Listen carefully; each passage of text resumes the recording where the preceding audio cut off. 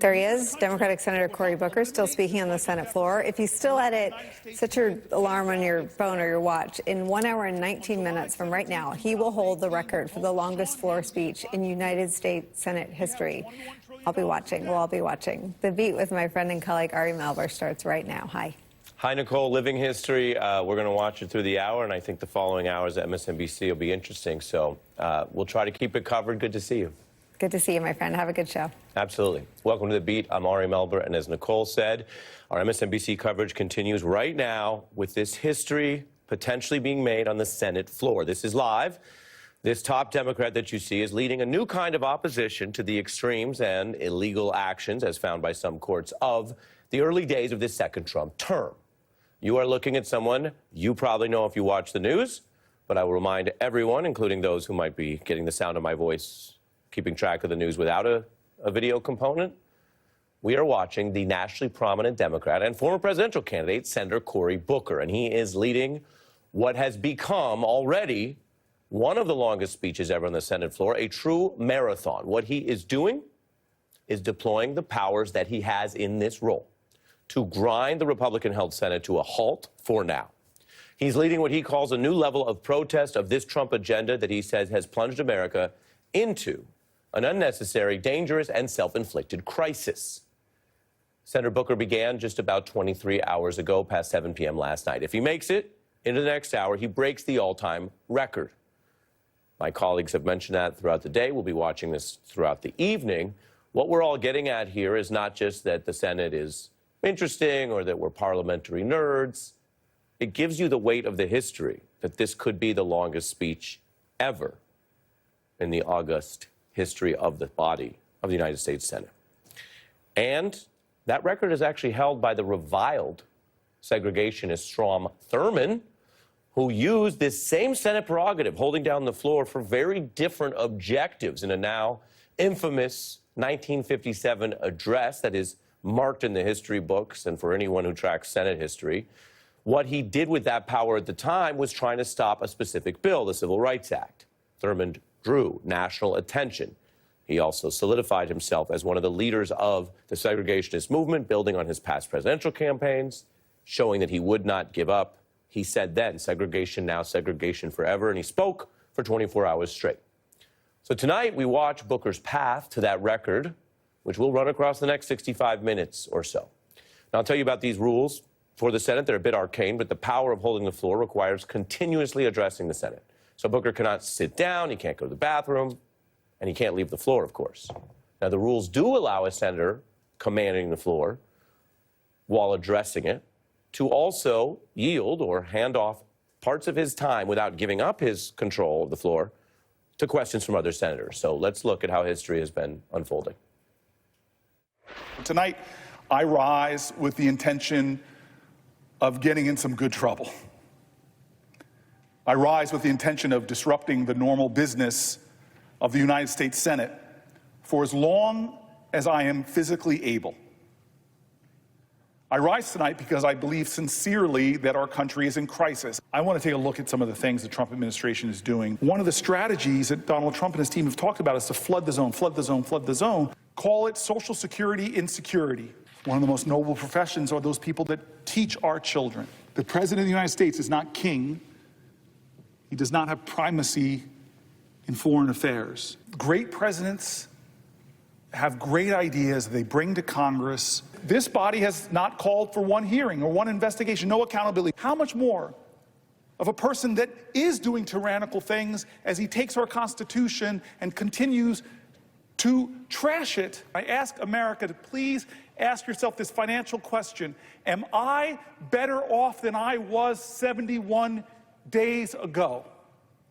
Am I better off or worse off? Their benefits are already being cut. I confess we all must look in the mirror and say we will do better. In this democracy, the power of the people is greater than the people in power. This is a moral moment that more Americans need to stand up and say enough is enough.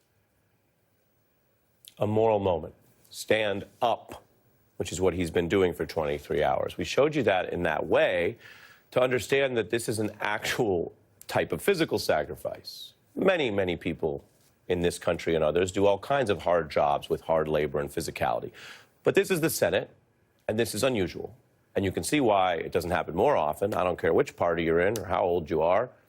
You just saw how he did that in the evening, did it overnight, did it through the morning, did it at sunrise, did it midday, did it in the afternoon, and continuing to try to make the cogent argument because he is doing something that, by the way, people say Donald Trump knows how to do.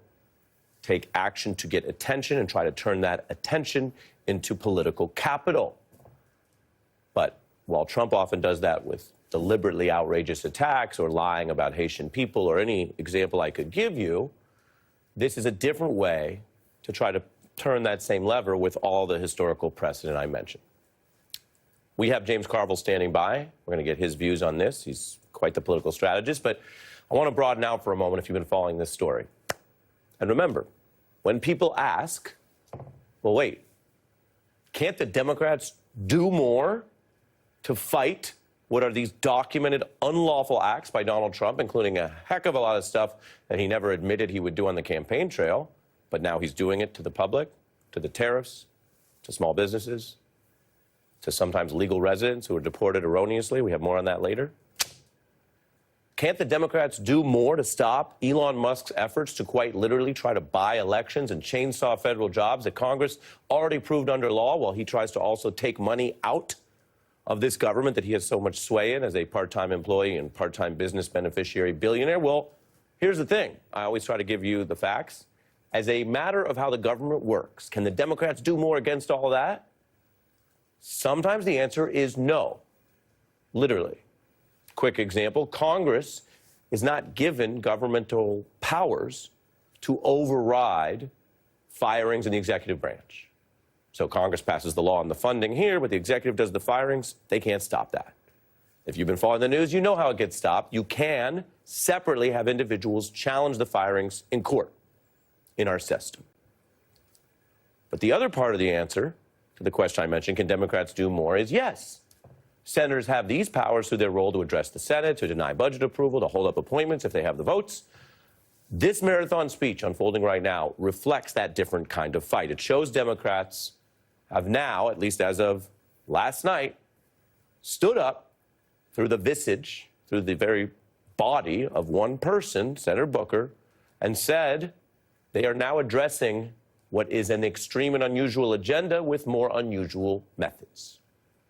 Takes effort, takes drive, and this has been done, by the way, with people in both parties, this kind of speech, often more by some members who consider themselves more aggressive or even iconoclastic, willing to upset their own party in this often cozy town. That was the reason that Ted Cruz, the Republican, went to command the floor for 21 hours. He was 43 at the time. We want to remind you what he looked like then. No beard. But he took a stand there on a relatively arcane thing I'm not going to get super into, but I'll remind you that many fellow Republicans thought it was a foolhardy effort, but he was willing to upset everybody, and that's how he used the power. Or take Democrat Chris Murphy, who did a marathon speech that ran 14 hours. You can see it right there. His point about extreme or unusual measures was that it would save lives like the one you see on your screen, lost to what he called preventable gun violence. Big issues. Now, unlike Cruz, Cory Booker clearly has the support of his party right now. He's showing the stamina it takes. He's 55, he's a former athlete who reached quite a level in that. Reports are he's not eaten food on the floor. He's sipped from 2 glasses of water as he approaches the record here in just about 70 minutes. The throwback history I mentioned, by the way, the record holder still to this day, Strom Thurmond, hit a whopping 24 hours and 18 minutes. That is the record here. Now, he was young at the time for the standards of the Senate, 55, and he did that stand, which holds the record to this day, because he wanted to oppose Black Americans being part of American society, oppose integration, certainly oppose their presence in political leadership, power. Now, over 65 years later, it is one of the only Black senators in the body who might eclipse his record. Booker's presence is quite literally what Strom Thurmond opposed. And his agenda today advances, he says, ongoing fight, the struggle in our country over whether we will recognize full rights and due process for all people. Yes or no? Because if it's all people, it doesn't matter how you identify or aspects of how you live your life, certainly not your race, color, creed, religion, ethnicity. Doesn't matter if you came from somewhere else. You have due process rights in this country, don't you? Or do you? That's part of the stakes tonight as Booker rebukes Trump and Trumpism, and Democrats look to new, unusual strategies to fight back. I'm about to go to the Senate floor where I intend to be recognized, and when I am not going to stop speaking. In just 71 days, the President of the United States has inflicted so much harm on Americans. As a great New Jerseyan, Yogi Berra, said, that feels like deja vu all over again. It's about 4:43 in the morning. Senator Booker is approaching his 11th hour. I yield for a question while retaining the floor. I tried to instigate you, Chris. I tried to throw out Jesus bait. Elon Musk could leave hundreds of thousands of federal workers and government contractors looking for jobs when hiring has slowed. I don't have that much gas in the tank, but hold on, let me say it right. I yield for a question while retaining the floor. The Trump administration deported him where? To the very country from which he fled, gang violence. That last reference to one of the errors of incompetence compounded by the deliberate unlawful acts of Donald Trump's immigration agenda. Booker using the time to hit all these different matters. And you'll notice he double-checked. This is a parliamentary body. There's a parliamentarian who's kind of like a referee, and you got to say it right. You can't just throw out, oh, I'm on the floor, then someone else talk. No, you have to make sure that under parliamentary procedure, the words actually have force. I'm a lawyer. A long time ago, I worked as a Senate aide, so I remember some of this stuff. But in that body, when you say I yield, you don't want to yield the floor. That's the whole thing he's doing in the marathon speech. You can yield for a question while retaining the floor, all that type of stuff that Lawrence O'Donnell and Senate nerds like myself sometimes track. That's what he's doing to hold it, so he can break Strom Thurmond's record, so that there might be, by the way, a different record than just trying to stop people from integrating and having equal rights in our country. All this is happening tonight, and again, the record is now just coming up to next hour if he makes it, while we have the first actual ballot box test of this Trump era. There are special elections around the country, we've mentioned. MSNBC full coverage on that tonight. 2 in very red Florida, which could potentially affect the House. Both elections are in very red districts. These are places Republicans usually win without even a fight. But Democrats think it is much closer than usual. Over in Wisconsin, the Supreme Court of that state hangs in the balance, where Musk has spent $20 million making this the most expensive judicial elections ever in our history. Again, that actually speaks to some of the points I mentioned, the context of what's happening. We have this billionaire, a self-declared cheesehead, as you see there when he visits Wisconsin, trying to buy up elections. And he admitted he doesn't care about what happens really much in Wisconsin. He just sees this as a method for Republicans, his now chosen party, to hold on to control of the House, because the wrong judges, they think, could draw more fair districts where Republicans would lose if it was a fair fight. One of the key candidates, Judge Susan Crawford, told us about this just last night. Elon Musk has a number of interests here. One is that one of his companies, Tesla, has a lawsuit against the state of Wisconsin. He wants to have some impact and influence over judges here. We should not allow a seat on our Supreme Court to be bought. That's the fight in the Senate. That's the fight in Wisconsin. Then you have the wider impact of Donald Trump's trade war, which has more tariffs tomorrow and businesses worried.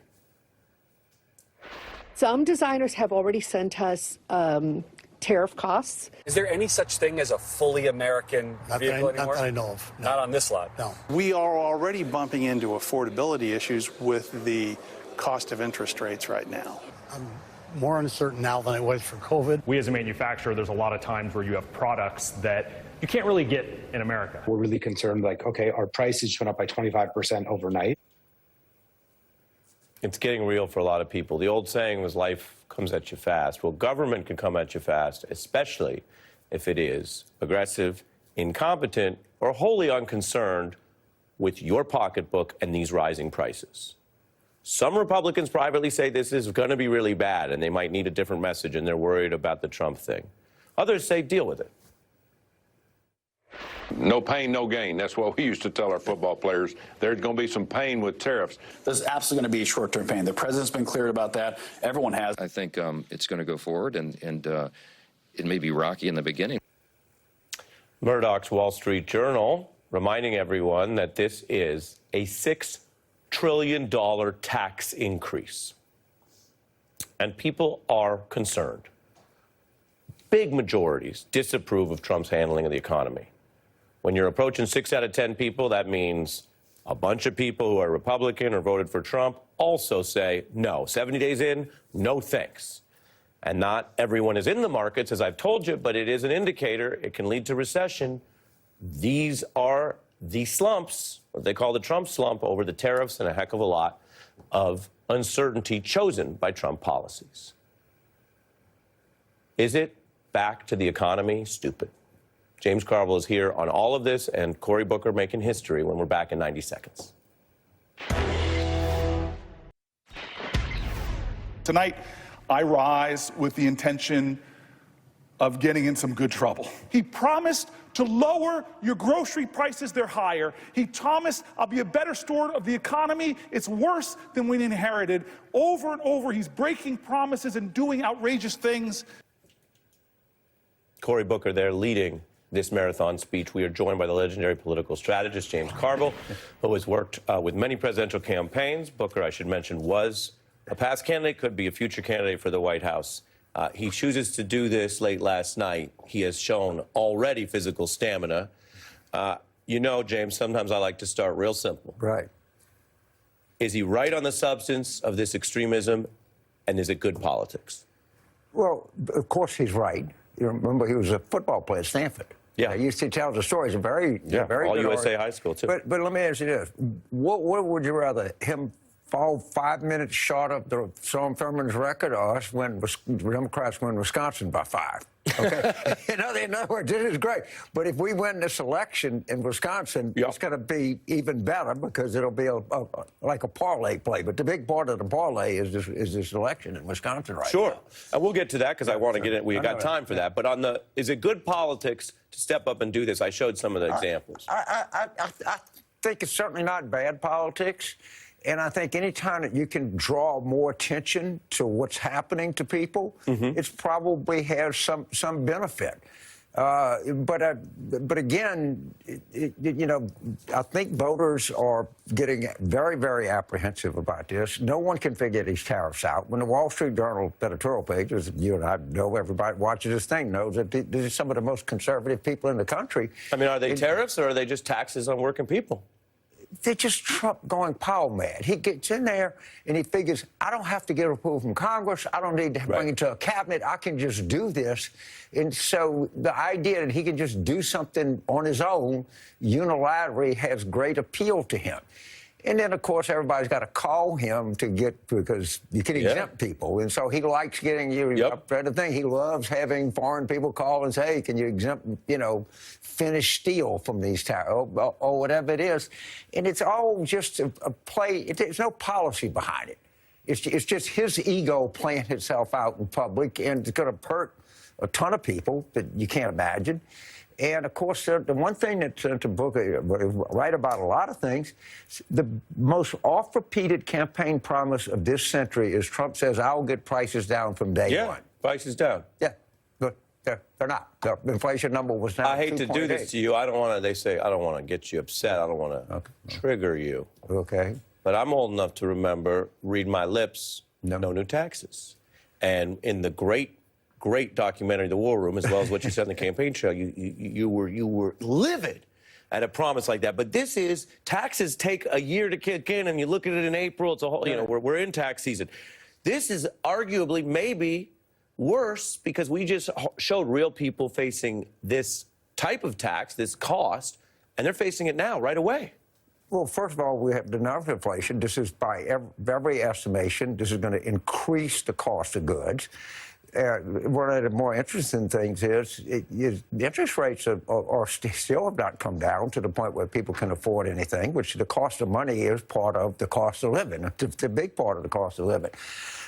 And there's no chance that any of this is going to work. There's no have reconciliation. They don't know what to do with the tax cuts. They're like confused. They won't run in New York in Lisa Stefanik district because they're scared she'd lose a district that Trump carried by 20 points. Remember, they were going to post in Florida 1 that he carried by 37, Florida 6 which he carried by 30. I don't think that Democrats are winning those two rates, but against the 2024 benchmark, I suspect we're going to do pretty good. Yeah. I have another Booker question, and then we'll go deeper into those races. Okay. You're like when I try to moderate with my dad, and I say, well, hold on, we're going to get to that. I want to do this. And he says, this isn't your show. We'll talk about that right now. Well, but here we are. This is the show. Before we go on to the races, the other Booker question I have for you, I'm talking politics. Right.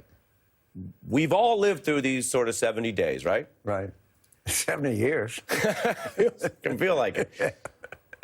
Virtually every day, what Trump is doing or what people are afraid he's doing is driving the day in Washington. I think you would agree? Right. Yeah.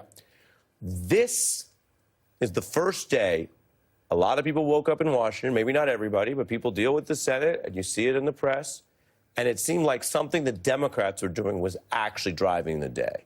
Does that help calcify the backbone? Does that remind them there are things to be done?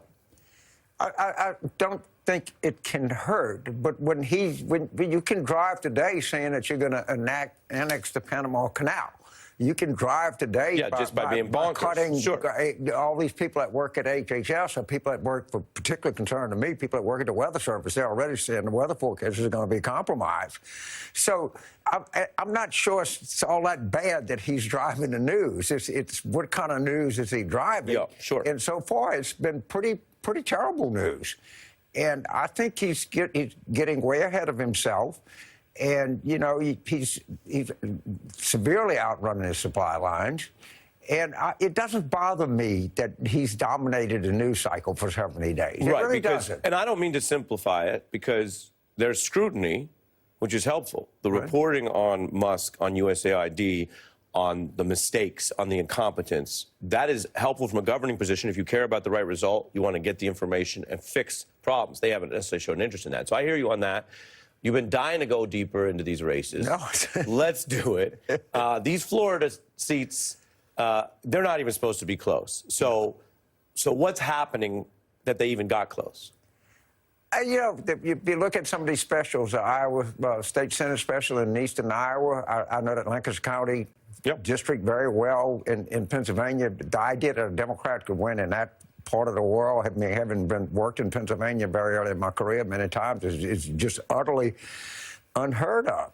But the Wisconsin thing, Ari, $100 million. Yeah. That's not even conceivable, in that you have Elon Musk handing out $1 million at a rally with a cheese head triangle on his head.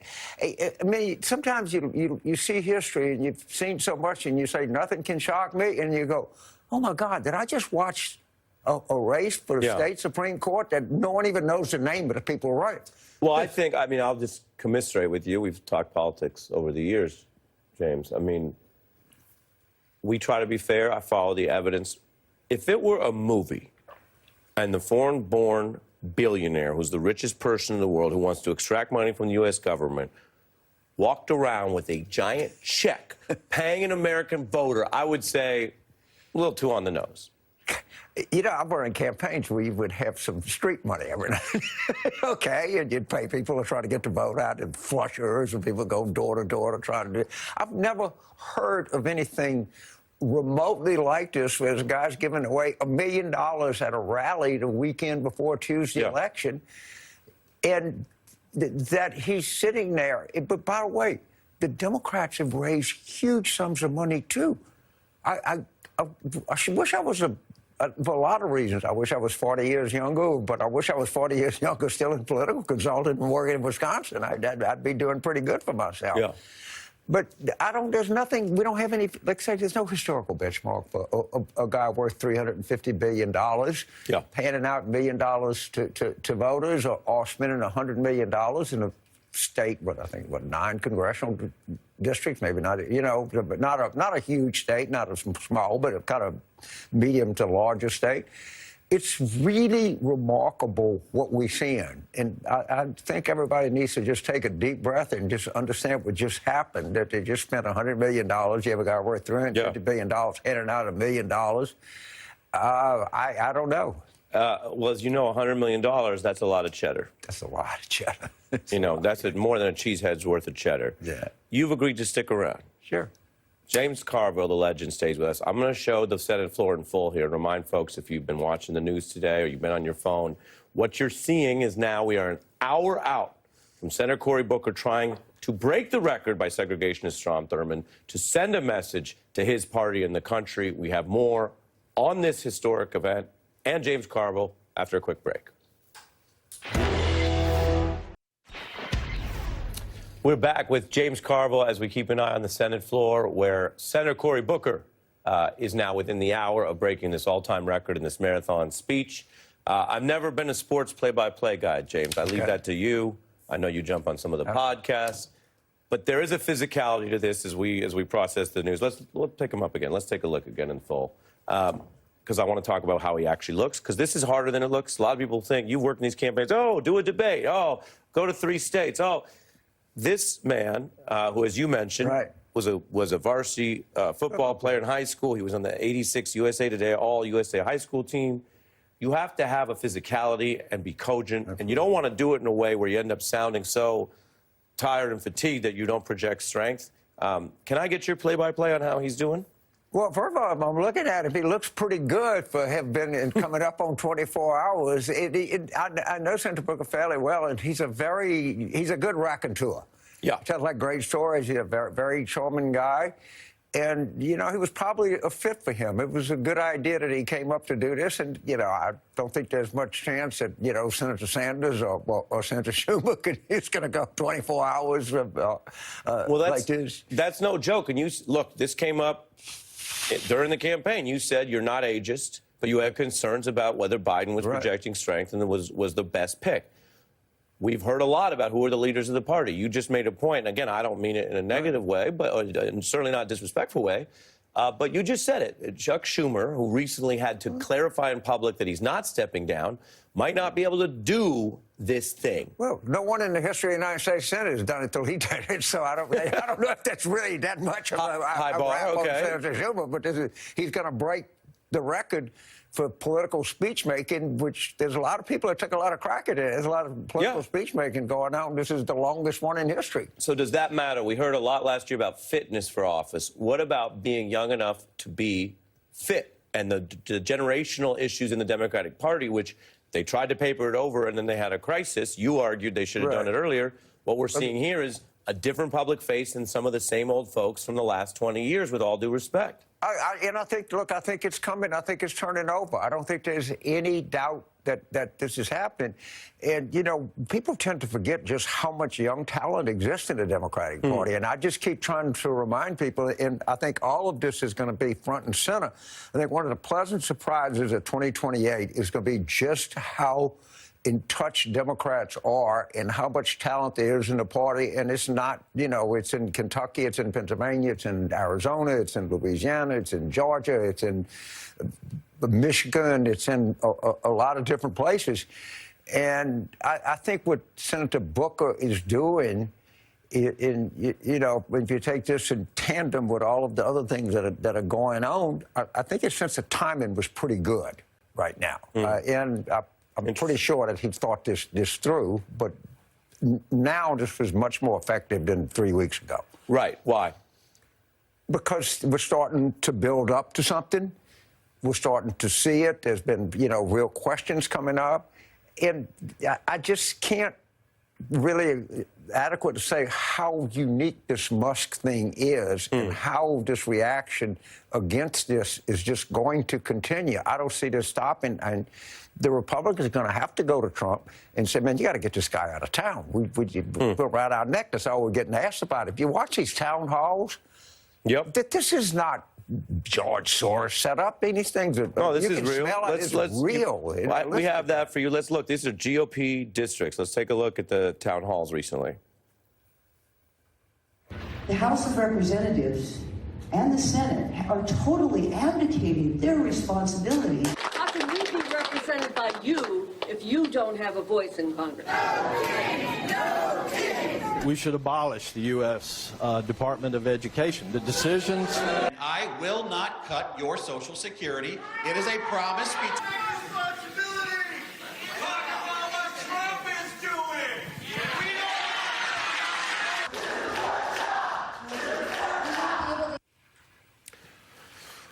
That's the revolt. We've seen it even in the red areas. We got 30 seconds. You got any election calls tonight? Well, I got one call. Look at that. Those people that you saw. Does that look like an ultra-left George Soros plant? Or that looks like somebody just really made that? And I'll watch this endlessly. I think we're going to win Wisconsin. Okay, I just do. And because we're winning special elections everywhere, I just don't think we're going to start. But if we do, I would tell you that it would be very catastrophic. It would not be good at all. I would not be very happy. All right, well, that's what we're watching tonight. It's become a busy news night. In closing, you know I always like to have a little fun with you, all right? Yeah. I never get to say this to you. Okay. But I get to say it tonight. Hey. Thanks for dressing up.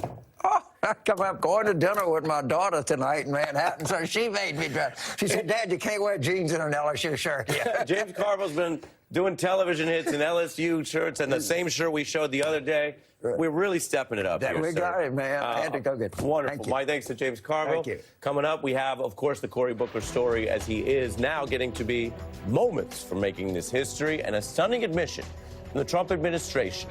Not only are these deportations likely unlawful, as a judge ruled, some of them are mistaken. They admit it. They sent the wrong person down to El Salvador. A human tragedy, a mistake that may or may not be rectified. I have that report next. Turning to an important update on that deportation story. When we hear about due process, it is your right, but it also protects not only the people, but the government from mistakes. That's just part of the basic due process where whether you're arrested or the government wants to do something to you, you have process rights before they do it. And that brings us to a very real-world example of how law and incompetence are troubling the Trump administration. They admit the mistake. They have now deported a Maryland father on one of those El Salvador flights in, quote, error. They got the wrong guy. He was here legally, and he's being treated like this and sent down there where he's now stuck. Kilmar Abrego Garcia has legal status in the U.S. He actually originally came from El Salvador all the way back in 2011 and is protected under a court order that says he cannot be sent back for safety reasons. The administration says they knew, and they deported him anyway. So this is just a giant failure. Garcia arrested after work one evening while picking up his child. Agents telling him his status has changed. That was false. And then, within days, he was loaded on that flight. No due process, no hearings, none of the actions which, as I've said, are supposed to protect him, but also would protect the government, which has an interest in not deporting the wrong people or misidentifying Americans as gang members and denying them of all rights and shipping them abroad. If it could happen to him, I've told you, it could happen to others. He's in the infamous terrorist confinement center down there.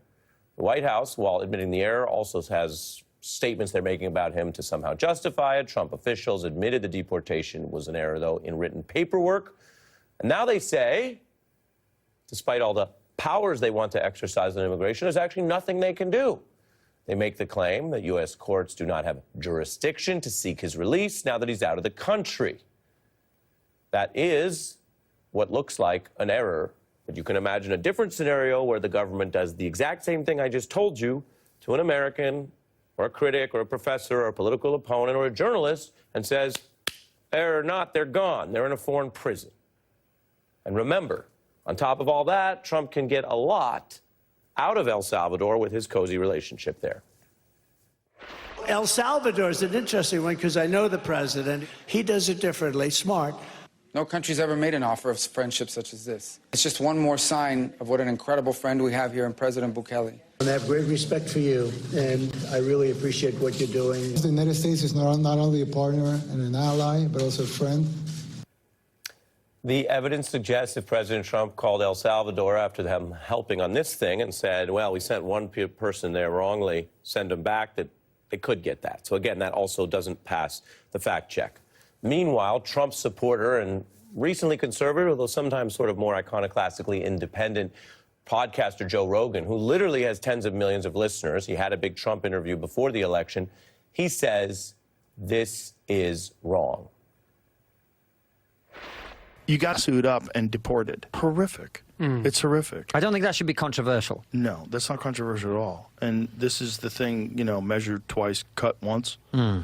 This is kind of crazy that could be possible. That's horrific.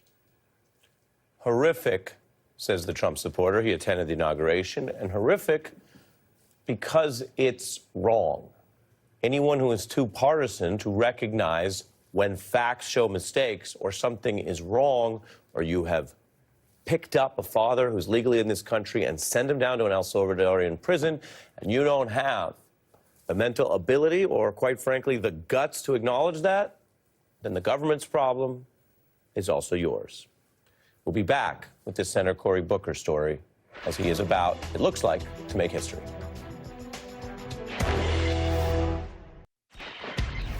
My efforts today are inadequate to stop what they're trying to do. But we, the people, are powerful. We are strong. We have changed history. We have bent the arc of the moral universe. And now is that moral moment again. Senator Cory Booker speaking in this marathon speech. He is now 29 minutes away from breaking the all-time record. For those who dismiss these kind of matters as more political theater, remember, other senators, presidential candidates like Ted Cruz, others in the Democratic Party have tried to do this before and never actually hit the record that he would tonight at 7:19 p.m. Eastern. We're joined by political strategist and former Obama aide Che Komanduri. Welcome, Che. Good to be here, Ari. As I mentioned to James Carville, this is probably the first day in the roughly 70 days of this new Trump era where a Democrat has commanded the attention of the governing and ruling class in Washington. The White House doesn't like this. Elon Musk is somewhat upstaged, even as he tried to put on a cheesehead, which is one way to get attention, along with $20 million spent in Wisconsin. For viewers, we are running this from when it started, the highlights with the timestamp, and you can sort of see the stamina and the length. The timestamps will update as we show these clips of Booker over the night and into the morning and on now, approaching the record. What does this mean, Che? Well, it means that Democrats, I think, are getting the message that they have to fight and they have to show fight. And they should not be so focused on poll-driven messaging and instead speak from the heart with emotion and with authenticity to meet the moment. Look, what happened with the Senate Democrats a few weeks ago with the continuing resolution was actually a political disaster. It looked like Senate I'm only slowing you down. You're talking about when they could have resisted Republicans, not helped them, and it could have been a budget government shutdown. Yeah, go ahead. Yeah, the failure to use the filibuster, I think, was a political disaster because it made Democrats look like they're weak, that they're not up to the moment, that they don't understand the stakes of what is going on in this country right now.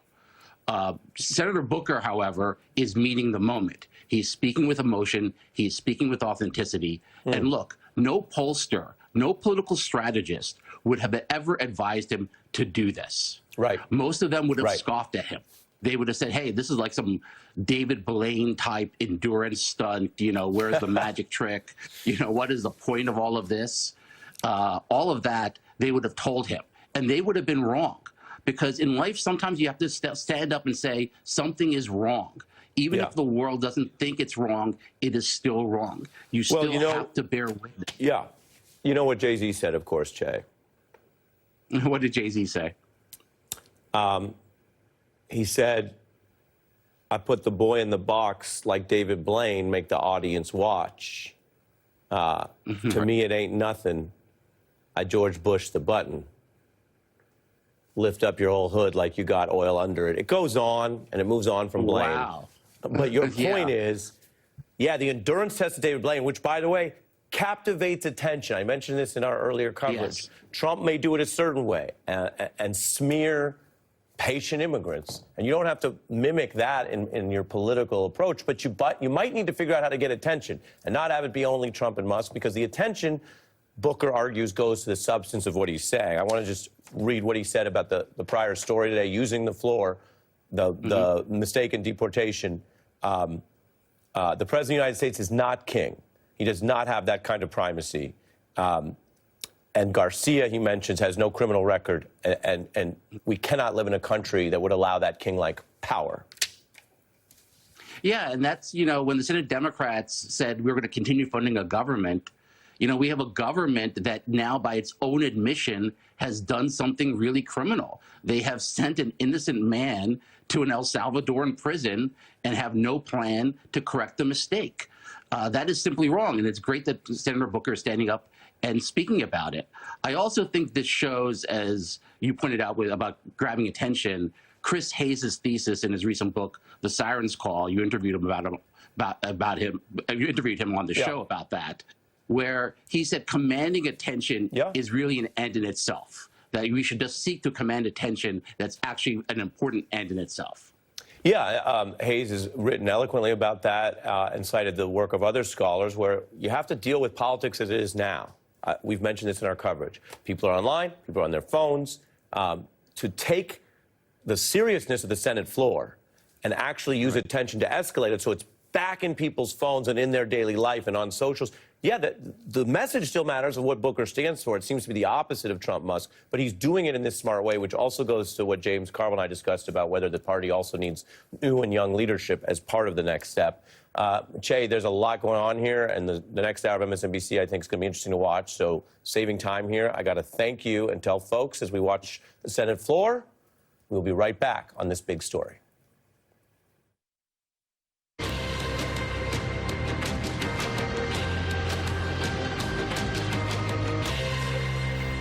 Good evening. I'm Alicia Menendez, and there is a lot going on this hour, including the first big referendum on the Trump administration. 3 elections in 2 different states. Polls just closed in Florida's 6th congressional district, where Democrat Josh Weil is facing Republican State Senator Randy Fine. Fine is backed by Donald Trump. This race is to replace former Representative Mike Waltz, who resigned after Trump named him National Security Advisor and Signal Group aficionado. In November 2024, less than a year ago, Waltz won this district that we are watching tonight by 33 points. Trump won this district by 30 points. And in just 1 hour from now, polls will close further north and west in Florida's Panhandle, where the state's chief financial officer, Jimmy Patronis, is looking to replace Matt Gaetz in the House. He is facing Democrat Gay Vallimont, who lost to Gaetz in 2024 by 32 points. We're also keeping an eye on Wisconsin, where we should get results in the most expensive judicial race in U.S. history. Susan Crawford, a Democratic-backed county judge, is facing off against Brad Schimmel, a Trump and Musk-endorsed conservative judge and former Republican state attorney general. Polls there in Wisconsin close at 9 p.m. Eastern.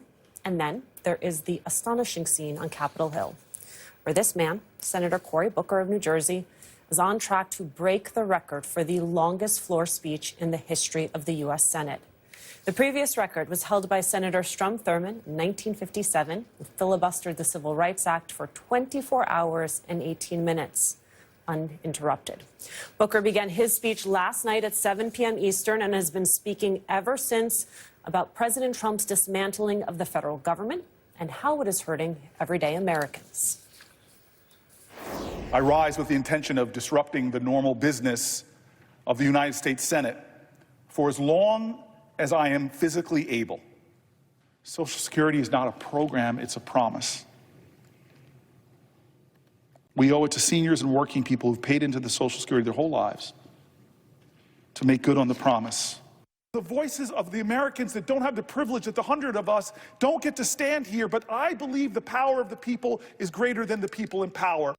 He promised to lower your grocery prices, they're higher. He promised, I'll be a better steward of the economy. It's worse than we inherited. Over and over, he's breaking promises and doing outrageous things. 71 days in, now 72 days. I ask you, are you better off than you were 72 days ago economically? Joining me now, Senator Elizabeth Warren, Democrat of Massachusetts. Senator, it was something to behold watching it here on our TV screens. What was it like to watch it play out on the Senate floor? It was electric. I engaged in asking Corey a long question, partly so he gets a little bit of a rest of his voice. You know, this is really something for Corey to take on, but he does it exactly like he said, because he wants to draw attention to how co-presidents Musk and Trump are taking a chainsaw to so much that Americans depend on Social Security, on public education, on the Consumer Financial Protection Bureau, our financial cop on the beat, on cancer research. Trump and Musk want to cut all of that so they can make way for $4.7 trillion in giveaways on taxes for millionaires, billionaires, and giant corporations. They just want to make everybody else pay for it, and Corey is standing up, calling that out, and I'm with him all the way. You are, in fact, with him all the way. In addition to asking that question, which was about Social Security, you also today launched a Social Security war room. Tell me what you plan to do with that war room. So let's just back up a little and remind everyone, Social Security is not charity. It's something that people worked hard for all of their lives. Paycheck after paycheck after paycheck for years and years and years and years, people paid into the Social Security system on the understanding that when the time came for them to retire, they were going to have a regular check that they could count on. That was the promise. That was the deal. People earned that. And now Donald Trump and Elon Musk want to take that away because they want to do tax cuts for billionaires. Now, they know that they can't actually go in and just cut Social Security benefits. Congress passed that law, and only Congress can officially change it. But Elon Musk and Donald Trump have figured out they can do a backdoor kind of cut. So basically, they want to fire half the people at the Social Security Administration so that it gets a whole lot harder to be able to start your benefits, a whole lot harder to be able to correct a mistake, just a whole lot harder even to get your monthly check. Because to the extent all of that can be put off, all of that can be disrupted, that is the equivalent of a cut in Social Security benefits. So today, Democrats announced that we are establishing a war room. And the war room is going to be there to do investigations. We're going to be there to do the oversight we need. We're going to be holding hearings. We're going to be out at Social Security offices. And we're going to provide a place for people to organize, for people to come together and to tell their stories. Because ultimately, power is with the people. Enough people tell their stories about the importance of Social Security. We push back on Donald Trump, we push back on Elon Musk, and we push back on the spineless Republicans in Congress who are just going along with these Social Security cuts. Senator, are you telling your constituents to anticipate a disruption in services? Look, you don't have to tell them. They're telling me they're already getting the disruption in services. I'm already getting the phone calls. I'm already getting stopped on street corners because people understand that when they've got a problem and they can't get anybody on the phone, that is a disruption in service. When they have to go to a Social Security office and discover that it's been closed or that the line is out the door, 50 people are ahead of them, they're already experiencing those disruptions. And those stories are now coming to the light. The fellow out in Washington State who had to go into the Social Security office, spend weeks in order to explain that, in fact, he was not dead, and that the money that the Social Security Administration had taken out of his checking account and stopping his benefits is clearly a disruption in service. But understand this. There's an underlying sacred promise. You pay in all your working years, you can count on getting those checks on the other end. You don't have to worry about it. You know that that's the baseline that you can count on. Elon Musk and Donald Trump are effectively cutting Social Security benefits when they fire half the people so that those benefits cannot actually be delivered. Those dead to alive beneficiaries are what Yeah. former Social Security Administrator Governor Martin O'Malley referred to as a resurrection inside the Social Security office. You are headed this weekend to Nashville. You're holding a town hall in the red state of Tennessee. I was moved today listening to Senator Booker talk about his constituents in New Jersey, perhaps because I am from New Jersey, and reading some of their letters. You are in, a Democratic state. I wonder when you travel to these red states, where the message is the same from constituents and where it differs. Oh, I was recently in Texas, and there really is an energy across this country now. Donald Trump and Elon Musk have crossed a line, or should I say sawed through, since Elon likes to pose with his chainsaw. They have shown an arrogance and a determination to cut things that Americans rely on, things that Americans have built into their lives, like Social Security, like public education, like having a financial cop on the beat, like having medical research in this country so that we're making advances against cancer and diabetes. People count on those. And the fact that Elon Musk and Donald Trump don't, and think they can just cut it so that they can give tax giveaways to billionaires, is something that's making a lot of people across this country very unhappy. I'm going to Nashville to hear the voices of the people of Tennessee who want to talk to folks in Washington about how they feel about the cuts that Donald Trump and Elon Musk are trying to engineer just so that they can do tax giveaways for billionaires. I think we need to be hearing from people all around this country. And it's clear that the Republican elected officials don't want to have these town halls. So the rest of us need to get out there and hear from folks. Senator, I've got less than a minute left. These races tonight in Florida and Wisconsin, do you think it's fair to say that they are a referendum on Elon Musk, Donald Trump, and Doge? The very fact that these are close is a reminder of just how unpopular Donald Trump and Elon Musk have become. Yes, it is a referendum. When you look at two districts down in Florida that basically Donald Trump, the Republicans, won by 30 points or more, and now people are talking about, wow, this could be close. That is a reminder that ultimately, what Trump and Musk and these spineless Republicans are trying to do is deeply unpopular. And the power in this country does not just rise in the White House and with a chainsaw-wielding billionaire. Real power in this country is with people. Senator Elizabeth Warren, thank you so much for joining us tonight. I want to dip back into your colleague, Senator Cory Booker of New Jersey. Generations get them. We're on a crossroads here, folks. Healthcare is on the balance. Veterans are on the balance. Priorities are on the balance. Where's our priorities, America? More tax cuts disproportionately going to the wealthy? Greater budget deficits in the trillions and trillions of dollars? Or are we going to do something different like John Lewis would call us to do?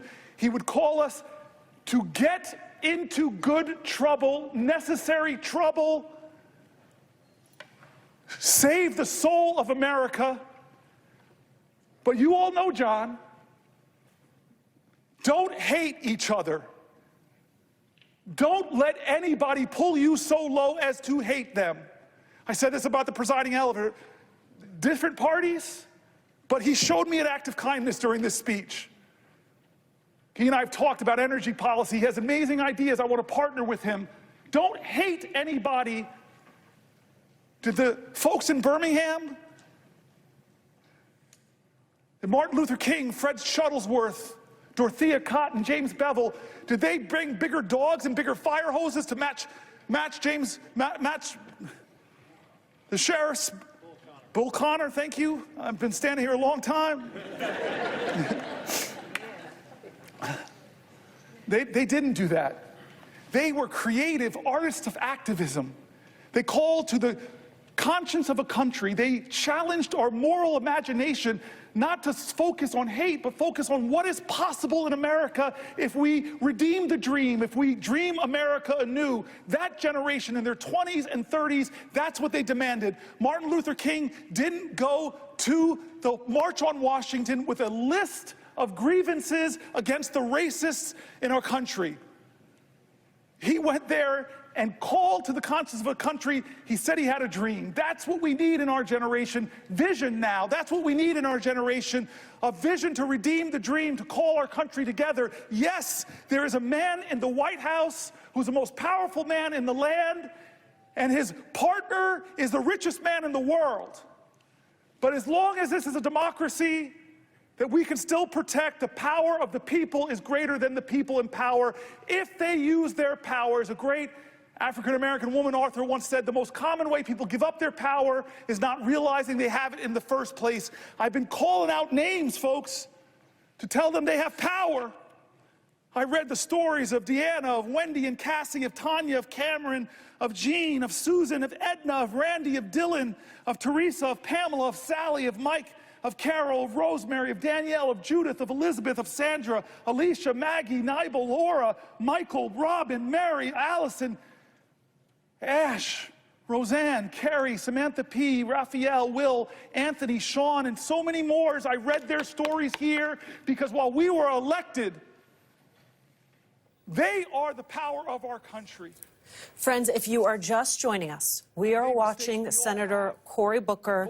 He is on track in the next few minutes to have delivered the longest Senate speech in U.S. history. We're going to continue to watch him, stay with him for the next 4 minutes so that you can bear witness to history as he crosses over that threshold. Stay with us. What will call us to rise is each other. We need each other.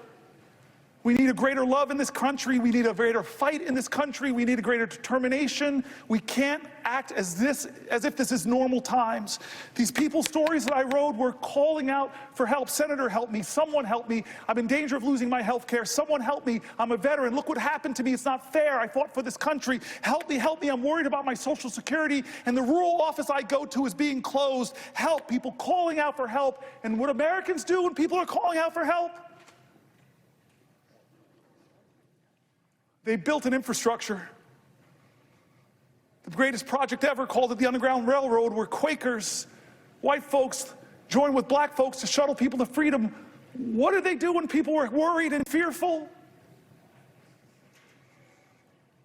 They called people together from across our country. Let's have a conference. Let's go to Seneca Falls. What did they do when they faced violence?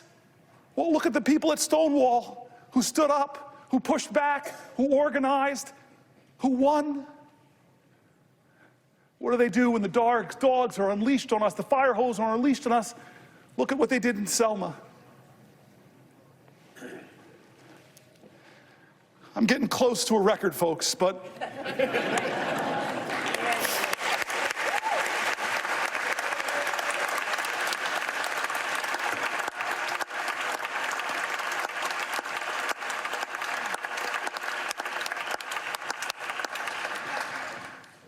there's a room here in the Senate named after Strom Thurmond.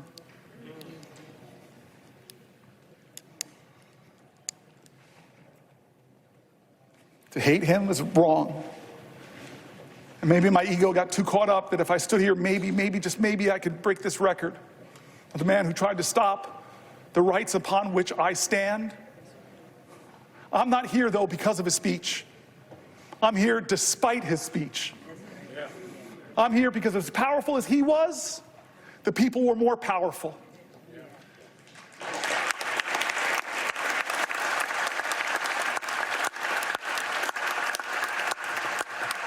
But I remind you, all those people who believe like me that we've got to redeem the dream, turn again to John Lewis, because you all know the story, my colleagues, of when the man that beat him savagely, drew blood, cracked bones. Decades later, he was a congressman. That man brought his grandson with him to ask for forgiveness from John Lewis. I heard about this story when I was in the car in Georgia with him. What did you do, John? This man that so viciously beat you, wounded you, bruised you, battered you. What did you do when he came to ask you for forgiveness? What did you do? And a good Christian man of faith, simply said, every one of us needs mercy. Every one of us needs redemption. I forgave him. I hugged him. We wept. And I looked at the boy. This nation needs you too.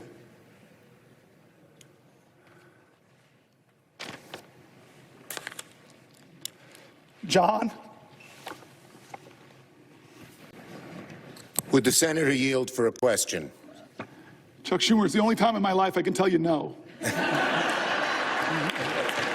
I just want to tell you a question. Do you know you have just broken the record? Do you know how proud this caucus is of you? Do you know how proud America is of you?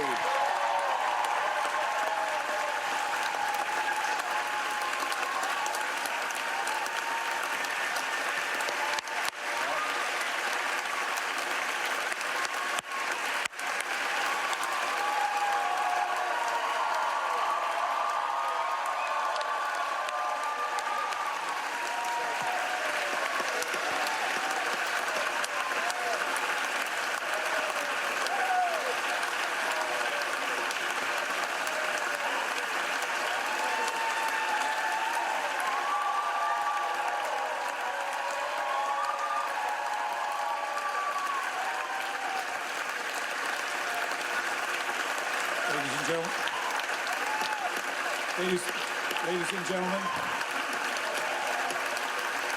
ladies and gentlemen, ladies and gentlemen,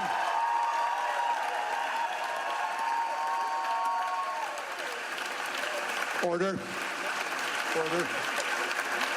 The chair does not wish to take away from this moment, but I think the best way to honor this great accomplishment to our guests in the gallery, to make a rare exception and let you stand to show your appreciation, I will not constrain my fellow senators. Thank you. I'm Chuck Schumer. I have yielded for a question, and you asked me, did I know? I know now.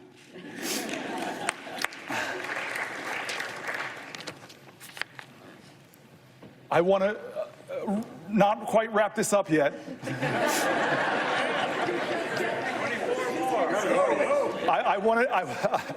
I don't want to wrap this up yet. My mom's senator. My mom's been watching. I know Catherine Cortez Masto has a podium in front of her. She can give me a rest. I'd like to go a little further if we can, just a little further. I love, and again, I know people are trying to train each other, and all of our media operations, they give the worst images of the people of the other party.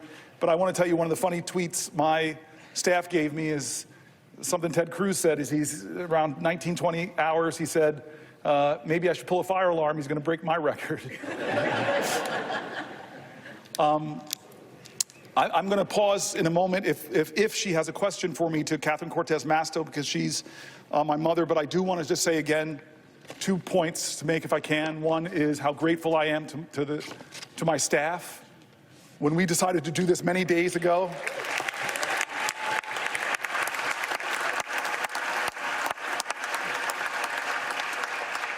when we decided to do this days ago, they were like, we have to do this. And we started preparing and working on this, and they did an extraordinary job. They were with me late nights, writing. I just feel guilty because they wrote about 10 books, and we didn't use all of them. They were really substantive stuff, pulling from Republicans and Democrats in critique of this moment, pulling from Democrats and Republicans, Republican governors that were saying, do not cut Medicaid. States that know, as my colleagues do, that have a trigger, that if the Medicaid funding goes below 90%, they stop the Medicaid expansion. My staff really worked hard to not make this just Democratic voices, to make it people in our country, that Republicans and Democrats, you heard mentioned in the speech, the Cato Institute, the Manhattan Institute, all people who are honest arbiters and are saying that what Trump is doing is wrong, that a budget like this that blows massive holes in our deficit, it will be something our children are trying to pay for. And what are they ultimately paying for that's caused this big deficit? It's trillions of dollars of tax cuts that people like Doge, multi-millionaire, multi-billionaire Musk will benefit from, but children won't. They did such a good job bringing together authorities on both sides of the aisle. I just want to thank them. I want to thank my cousin Pam and my family. Cousin Pam, like Chris Murphy, was here for the whole time. I want to thank Chris Murphy again.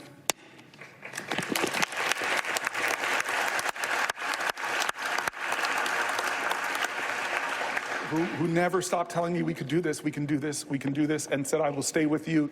He's been with me on the floor. I hope you don't look as tired as I look, because you look beat, man. Do I look that bad? No. All right. I want to go a little bit past this, and then I'm gonna deal with some of the biological urgencies I'm feeling.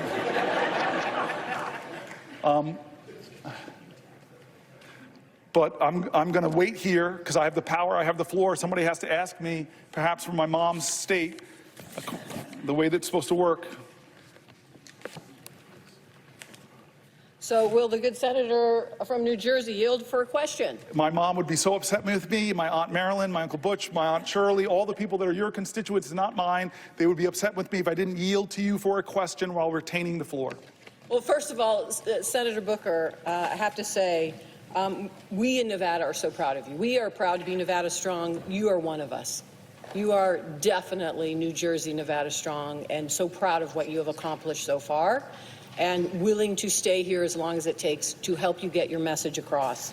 And I think that's the important moment. We are all here right now. So I want to pose a question to you, actually a couple questions, but I want to start off and set the stage here, because you have been here now, for over 24 hours. You are missing some of the national news, things that are happening out there. But one of the things I want to point to that is happening that you may not be aware of, and you've touched on it a little earlier today, is this notion that we have now a president who is actually focused on billionaires and tax cuts for billionaires at the expense of the American public. And one of the things we have watched him do is cut funding for medical research. Now, what you may not know is just today I found out that HHS laid off the entire healthy aging branch of the CDC just today. This office administers Alzheimer's disease programs. Yes. And it oversees the funding from the Bold Infrastructure for Alzheimer's Act, and it is a piece of legislation that I was so proud to partner with Susan Collins on. And she has fought for, and we have fought for, funding for it to support caregivers and their families.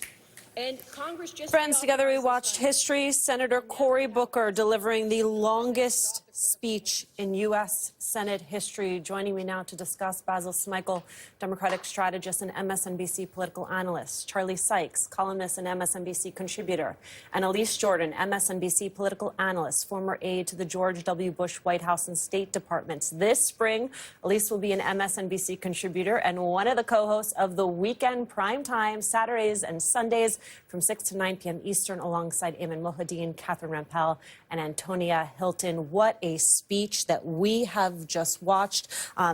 Basil, we both got emotional. The senator calling it our moral moment, evoking the late John Lewis. I think John Lewis would be very proud of the good trouble the senator got himself in. Yeah, absolutely. I mean, Cory Booker is all of us right now. You get tired of talking about it, but you got to keep speaking. You get tired of standing, but you got to keep standing, keep marching, keep fighting. I mean, that's what he's talking about there. Mind you, he cannot leave that podium. He cannot take a bathroom break. He had to stand there for the whole 24 hours, 24 plus hours. And it's so appropriate that he does this in response, in partly, to Strom Thurmond's filibuster of the Civil Rights Act.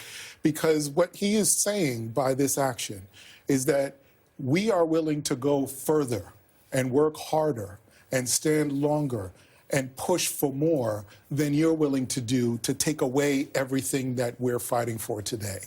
It's a very powerful message, not just to the American people, but also to his colleagues on both sides of the Capitol, right? Because with all of this attention being placed on Democrats and what folks are saying they're not doing and they're not responding to, he set a bar today. and yesterday, he's set a bar for the last 24 hours that I think Democrats have been meeting, but will need to do more to convince the American people, the Democrats specifically, but Americans broadly, that yes, there are people in D.C. that are willing to fight for them. Elise, we are continuing to watch Senator Booker on the Senate floor. We do have a piece of breaking news. Randy Fine, the Republican running in Florida's special House 6 race, is the projected winner. We're going to continue to keep our eyes on that race to see just how close it is. You already had Republicans, at least sort of managing expectations on this race should Fine have come out. The loser saying it wasn't about Donald Trump, it wasn't a referendum on Donald Trump, but it was about the candidate. I wonder if they will still be singing that tune. You know, the fact that this was even in contention, that they were worried in a district that is so Trump and so supportive of Trump is shocking. That shows that, yes, they are taking some heat from these policies that Americans are reacting to as it starts to trickle down and hit their daily lives. So just the fact that this was something that they had to put minimal effort into contesting, I think is significant. I want to read you, Charlie, just a few of the stats that we have from Senator Booker's team. They have received 14,000 emails, 14,000 voicemails in support on his official office line. He prepped 1,164 pages of material for this marathon speech, and perhaps the biggest number I have for you, 280 million likes on his TikTok live stream. It certainly shows you, Charlie, that there is an appetite for this, and it is happening in tandem with a big, big race tonight in Wisconsin. Talk us through the stakes of that race. Well, let's just talk about the speech for a moment, because this is incredibly impressive, and we ought to mark the historic nature of it. I wrote down, the eloquence, the graciousness, and just the energy that he showed that we have not had before. I never disagree with Basil, but I don't think that other Democrats have met this bar up until now. And there was tremendous appetite for what we just saw. And Cory Booker stepped up to the moment, and hopefully he will inspire more of this. But again, this was the substance of the speech is, I think, as significant as the performance of the speech, where he's saying, let's not hate one another, let's actually move ahead. And it really, I hope that people will pay attention to what he did. But it was, it's hard not to think that it was kind of a Jimmy Stewart moment. And it comes at a night when we're going to find out exactly what the American people think. The Florida races are, as Elise just mentioned, much closer than anyone expected they were going to be. The Wisconsin race, I think, is going to be the real test. This is going to be the proxy vote on Donald Trump and on Elon Musk. Elon Musk is parachuted into my home state, and he has made this about himself. I mean, there's a lot of other things on the ballot. Abortion's on the ballot. Redistricting is on the ballot. But they have made this into a referendum, this one judicial race in Wisconsin, that they've made this into a referendum on Donald Trump. The conservative literature has Donald Trump's picture on every single piece. And Elon Musk has dumped $26 million into a state the size of Wisconsin. So it's going to be, this will shape much of the narrative. If they fall short, this is going to be a real speed bump for the Republicans. It is interesting, the number of Republicans in Washington who I think are very quietly hoping that perhaps the conservatives fall short in Wisconsin, because this will help them move past Elon Musk. But make no mistake about it, if Musk's candidate wins, he will be emboldened. He will be the enforcer and the kingmaker in MAGA world, and that status will be enhanced if he wins tonight. So there's huge national consequences in what should be a local, nonpartisan judicial race. Multiple pieces of history unfolding all at once. We are trying to bring it all to you. Let's dip back in to Senator Booker on the Senate floor. In the middle of a movie, which I was like, okay, it's time for me to do this ritual that so many families know. I pick my dad up who's shuffling with his Parkinson's. I'm not seeing any light in his eyes that he's there. I'm just letting him hold me, and he's shuffling into the bathroom. And then we get to a public bathroom. His hands are shaking. He's standing in front of the urinal. And then I realize I got to unbuckle this man's pants. So many families know this, and my ego, I'm sorry, I was leaning over and I'm saying, wait a minute, I'm in a public bathroom, leaning over, I'm buckling another man's pants. Please, please, God, don't let somebody come in. And as if God heard my call, someone walked in. And I hear the person walk, and I'm like, just please keep walking. Go into a stall, please keep walking. And then suddenly I hear the feet walk past me and stop. And then the man turns around and says, oh my God, Cory Booker. And then I look up at my dad, and I see the clarity in his eyes. He is 100% there, and he's grinning and loving my mortified embarrassment. Alzheimer's is devastating so many American families who are watching the loved one of their lives diminish. And we're cutting funding. Donald Trump is cutting funding. Democratically, bipartisanly approved. So forget the separation of powers. It's important. It's so important. If that doesn't get you, then maybe think about the competition with China. If that doesn't get you, if those two don't get you, America, then think about the millions of Americans struggling with Alzheimer's, the struggles it does to those families. This is a moral moment. Again, you were watching History in the Making. Senator Cory Booker breaking the record for the longest U.S. Senate speech in tandem with big races in Florida, in Wisconsin.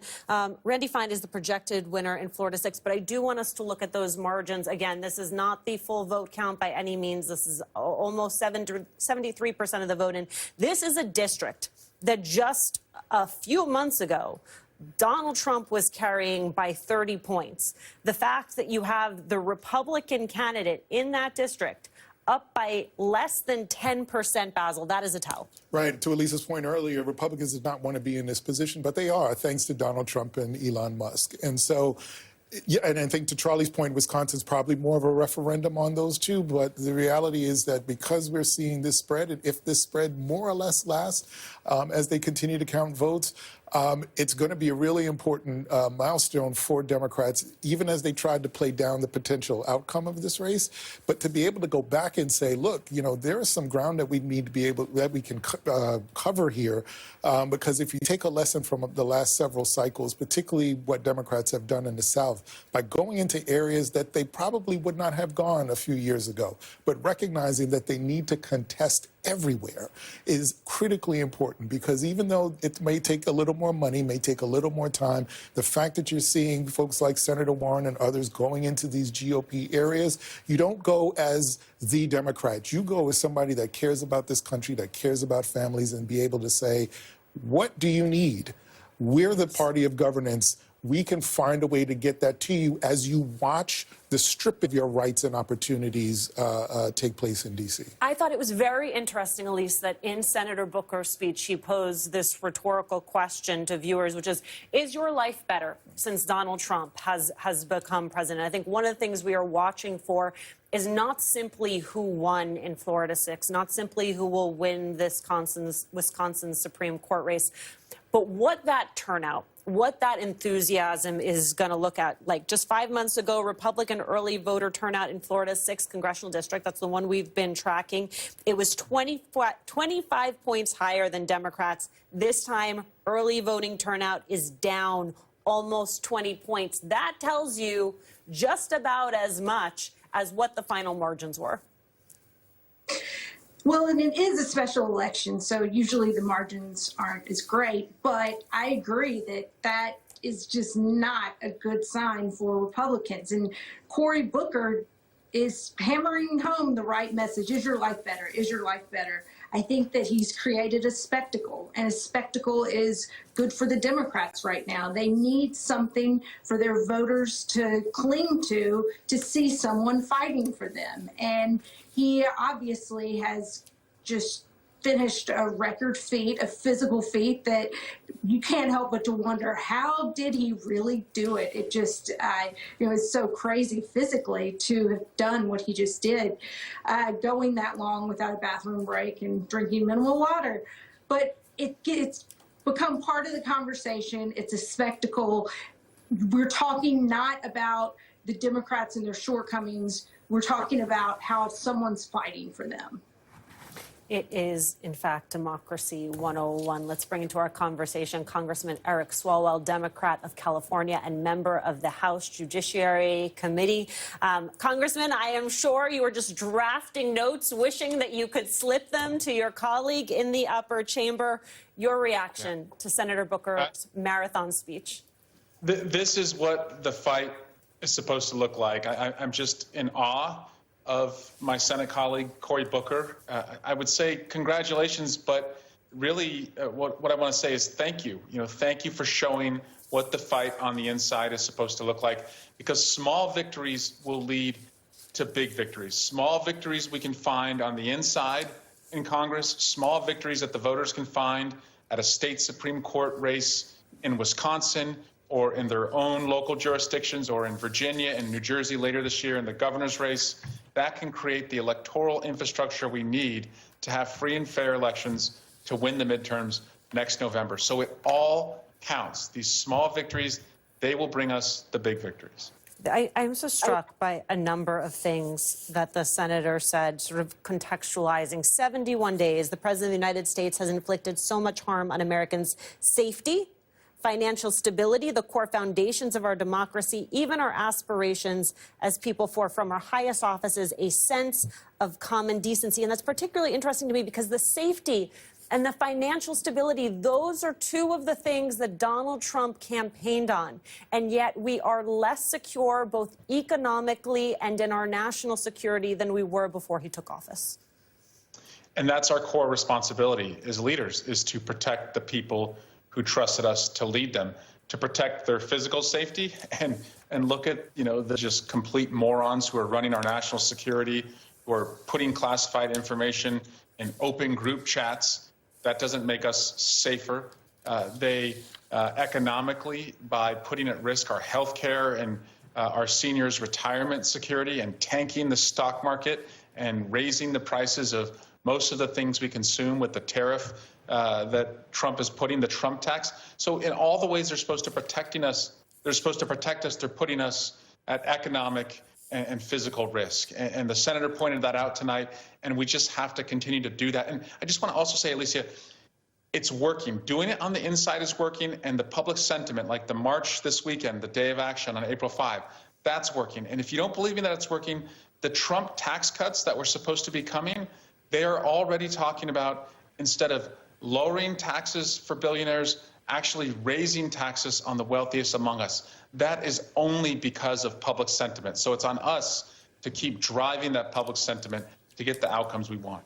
One of the things that I appreciated about the senator's speech today was the point was say no more business as usual, right? Like pump the brakes. Let's acknowledge that there is nothing normal about this moment. And you are, of course, doing that in ways that may not command our attention quite like a history-making speech on the Senate floor. For example, you took part in a judiciary hearing today. Judicial overreach comes as your Republican colleagues are attempting to restrict federal judges from issuing nationwide injunctions against the president's agenda.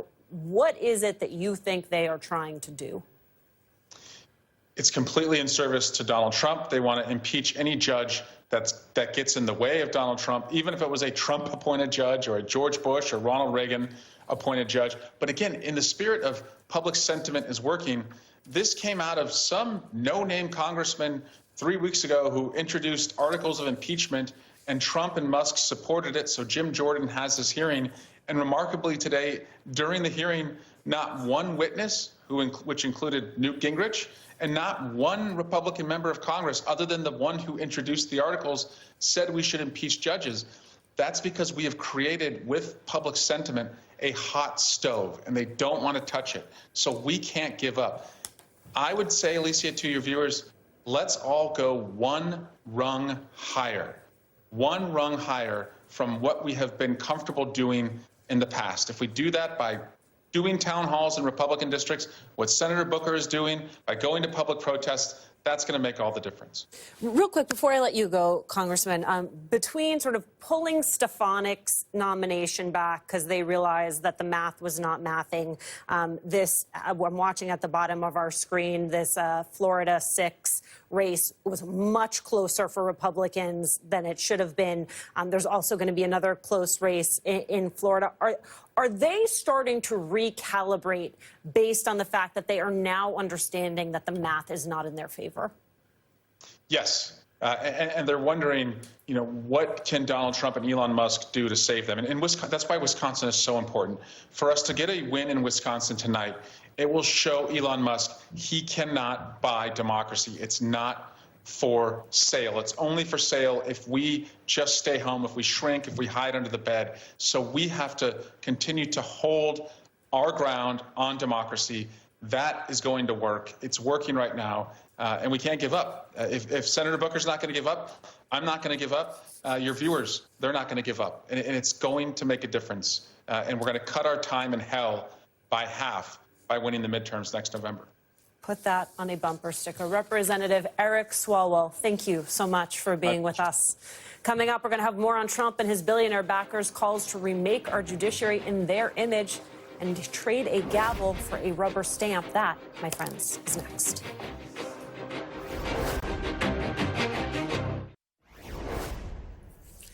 The attacks by the Trump administration and its MAGA followers against federal judges who have dared to question Trump's policies continue. We've heard them call for judges to be removed or impeached. And last night, Elon Musk accused those judges of, quote, undermining faith in the legal system. But we've got this issue with judges that are activists. They're not judges. They're just pretending to be judges. They're just politicians wearing judges' robes. These judges are undermining faith in the legal system because they're supposed to be objective, but they're clearly not being objective. They're being just politicians. And this is not right. We should have an independent judicial system where it's not a matter of politics. Joining me now, MSNBC legal analyst and former U.S. Attorney Joyce Vance. Joyce, my friend, I understand that every day for the last 72 days has been like opposite day, but parse out for me what it is you just heard from Elon Musk. So, look, I don't think you'd invite me on TV to talk about how to build rockets. I don't think we should have someone who doesn't have a law degree explaining how the judicial system works, because it's a question of nuance. And I mean this sincerely and from the heart. Judges engage in the process of reading our law and using the facts in new cases to decide what that law means and how it should be applied to new cases. This is the process of judicial review that we've had in this country since the beginning. There is nothing new happening now except that Elon Musk and the administration he works in don't like how some of those judges are ruling. But there's an answer when that happens, and that answer is the appellate process. It doesn't mean that we need to condemn the judiciary and say that they're no longer independent. It means that we appeal their rulings if we don't like them. It is one thing to have Elon Musk saying this. I think it is quite another to have Republicans in Congress acting as his and Donald Trump's backup singers and really making sure that these ideas become codified through legislation. You have the House and the Senate holding hearings on the federal judiciary this week. You have House lawmakers expected to vote on a bill barring federal judges from issuing nationwide injunctions. We just talked about that a little bit with Congressman Swalwell. Can you just explain to me in the simplest terms possible what that would mean for our legal system if that were to become law? It would mean gutting the independent federal judiciary, just what Musk says he thinks that we need, because the whole predicate for having an Article III branch of government is that they have life tenure. They're not accountable to any one president. And even though they're appointed to those jobs by a president from a particular party, they then have the luxury of setting that affiliation aside. And we see that happening all the time. Obama judges ruled in ways that Joe Biden didn't like. Trump judges rule in ways Donald Trump doesn't like. It is an independent judiciary. That's what they're trying to take away with these measures currently cycling through Congress, which I think, God willing, won't get any traction. I want to shift gears here, but just given that there was news out of Alabama, legal news out of Alabama, I think who better to ask than you? You had a federal judge ruling that Alabama's attorney general cannot prosecute people or groups who help women in Alabama travel to other states to obtain abortions. Just how important is that for the women of Alabama and for the women of surrounding states? It's an important ruling, but it's just the first step in the fight. The Yellowhammer Fund in Alabama is well established and is making an effort to protect within the confines of law the rights of women in Alabama. Senior Judge Myron Thompson in the Middle District of Alabama in Montgomery, Alabama, issued this ruling, but now it will go to the very conservative 11th Circuit Court of Appeals. I think if you'll just bear with me, the important thing about this ruling is actually that it has nothing to do with abortion and everything to do with the rights of women, American citizens, to travel freely. And so it'll be a case to watch. It's an important case, but the issue is far from decided. Well, tell me what you mean by that. How would you extrapolate it out to other cases or to other places? Right. So, I mean, this is how the system works so frequently when rights are challenged. A case in one state becomes a case in one federal circuit. It goes to the Supreme Court, and then we do get a decision that applies across the entire country. So this case is full of peril for women if it goes the wrong way. It could lead to a decision that says that laws that permit attorneys general to prosecute women for leaving their state to obtain medical care, that those women can be prosecuted. And by extension, that could impact a lot of people. It could, for instance, impact transgender people who leave their home states to seek medical care. And there's nothing that says that that law has limits. We have always had this ability to travel freely across state lines in this country. The notion that that could be restrained is a terrible prospect. Joyce Vance, as always, thank you for being with us. We'll be right back.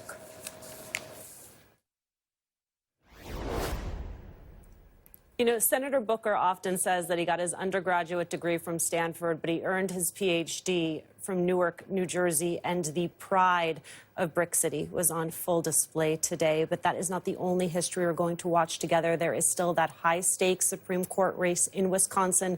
Those polls close at 9 p.m. Eastern. Stay with us throughout the night for those results. That is all for this hour. I'm Alicia Menendez. I will see you again tomorrow, 7 p.m. Eastern. All In with Chris Hayes starts right now.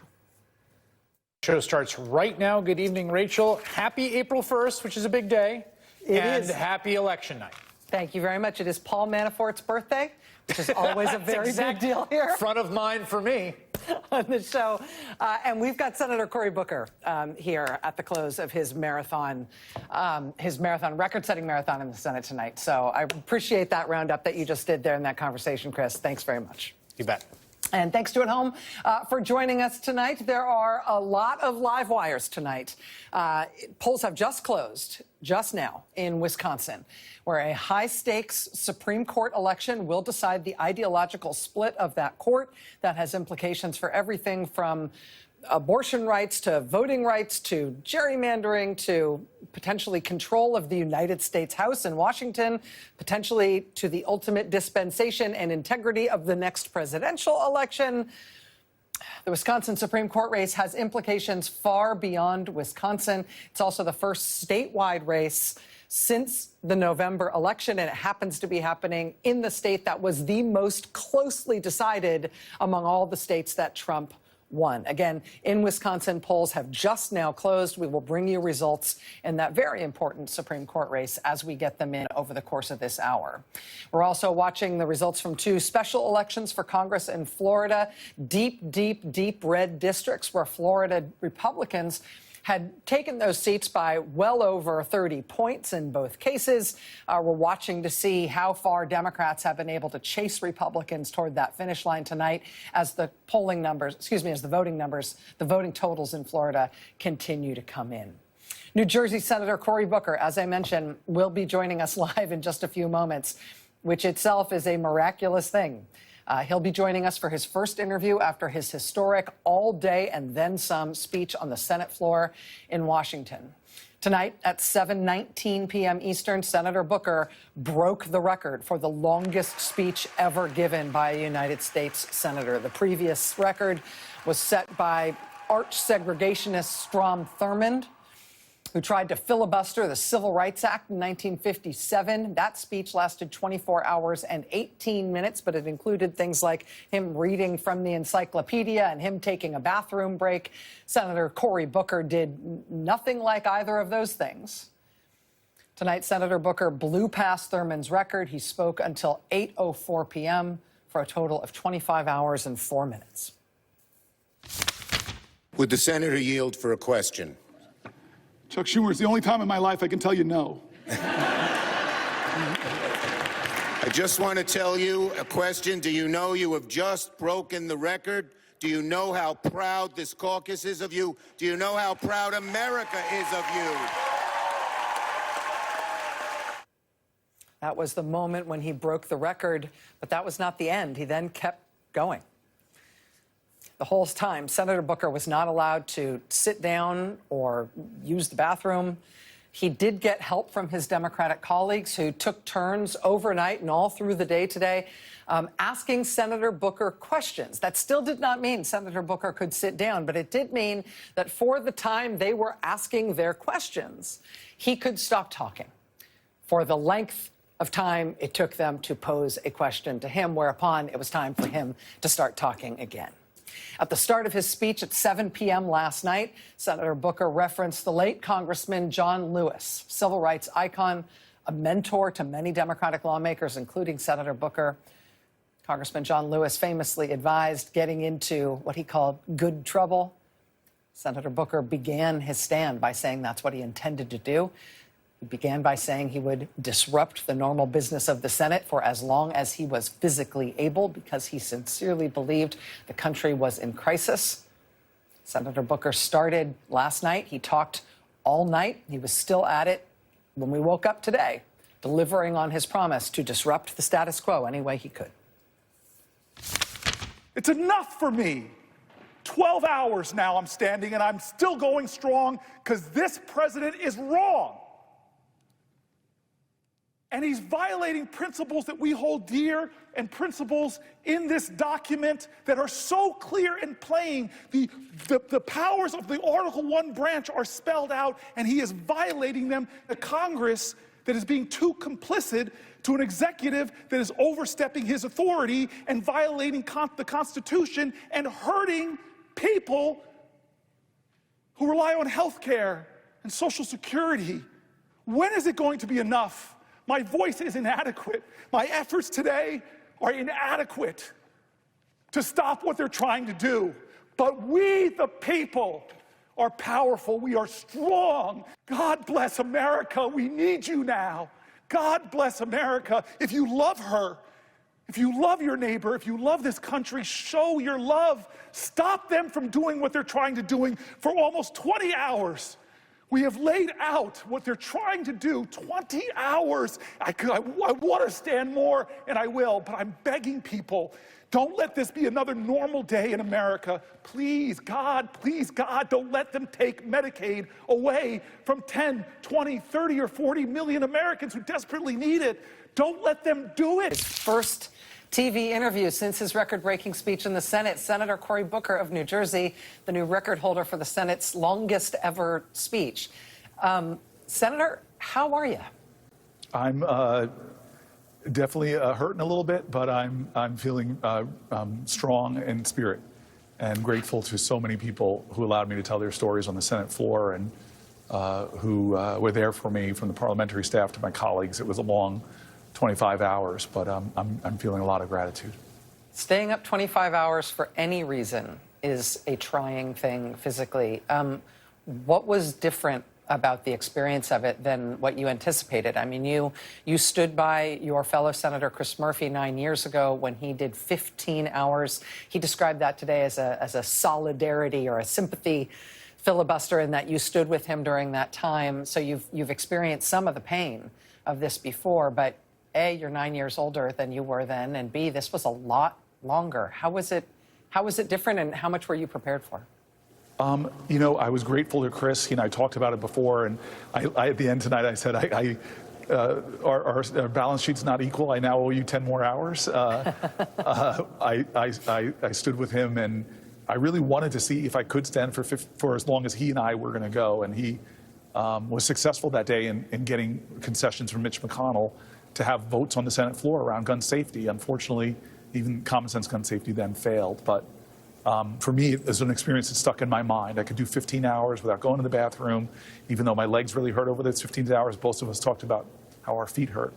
And so when my team and I decided to do this, we just said, let's take some risks. Let's go out there and see how long we can last. And to be candid, Strom Thurmond's record always kind of just really irked me, that he would be the longest speech, that the longest speech on our great Senate floor was someone who was trying to stop people like me from being in the Senate. So to surpass that was something I didn't know if we could do, but it was something that was really, as we got closer, became more and more important to me. You used that phrase, take risks. You said repeatedly over the course of this filibuster, this speech, that you're motivated to do this by your constituents essentially challenging you to come up with something, to do something more than you thought you comfortably could do. Can you tell us a little bit about the decision-making process that you went through about deciding to do this? Obviously, you kind of kept it under wraps. You prepared with your staff, but nobody publicly knew you were going to do this until you started it.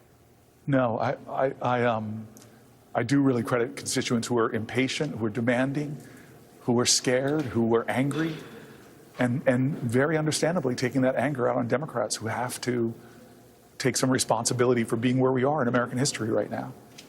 And so the more I thought about it with my team, especially after the decisions we made revolving around the continuing resolution, I've been working so hard with my colleagues trying to get them to engage in social media, put more of their heart and spirit out there. They're doing an amazing job. They've almost quadrupled their numbers of engagement online. I've got colleagues opening up TikTok accounts, but I suddenly realized that I've just got to do something myself. I've got to, try to prove worthy for my constituents that I'm willing to step out and step up in some way, and hopefully be able to share their stories that were so hurtful, and to read from my staff, people rendering their most personal stories about their fears or what's happening to their families. And so my staff and I said, let's try to bring those voices to the Senate floor. Let's see how long you can last. They're demanding something different. This certainly will be different. And I think that a lot of that energy from the folks that I've been seeing in Jersey and across this country really helped carry me through. I don't know if you are conscious of how much this caught the attention and caught the imagination of the American people. I know that you're not using electronic devices on the Senate floor. You're not watching your TikTok numbers and your YouTube numbers and the C-SPAN contemporaneous viewing numbers while you're there, because you can't be. But every time that I checked any form of media by which you could be live monitored, there were no less than tens of thousands of people watching in the same place that I was in that moment. What you've done with everything else that's going on with this administration and the horrific cuts of 10,000 people fired today from the nation's health agencies and all these other things. This is the biggest story in the country right now. You have captured people's attention for 25 hours. And I'm wondering, for people who were moved by what you did, either among your Senate colleagues or just people who watched you from home, what do you hope they might do differently if they're moved by you and they feel the same sort of spirit that caused you to do what you did? Well, I hope that we're all served to be ignition points for each other. My constituents, the letters, the calls, the demands were definitely an ignition point for me, but we've got to continue to ignite this movement. The only thing that stopped Donald Trump from tearing away the Affordable Care Act was the engagement of tens of thousands of Americans who didn't think they would become little lobbyists or activists or come down to the Capitol or protest in their communities. Rachel, you and I have known each other a long time, and I've been listening to your show more regularly. I'm so grateful that you're doing this first 100 days. And I love how you start every show by showing what other Americans are doing.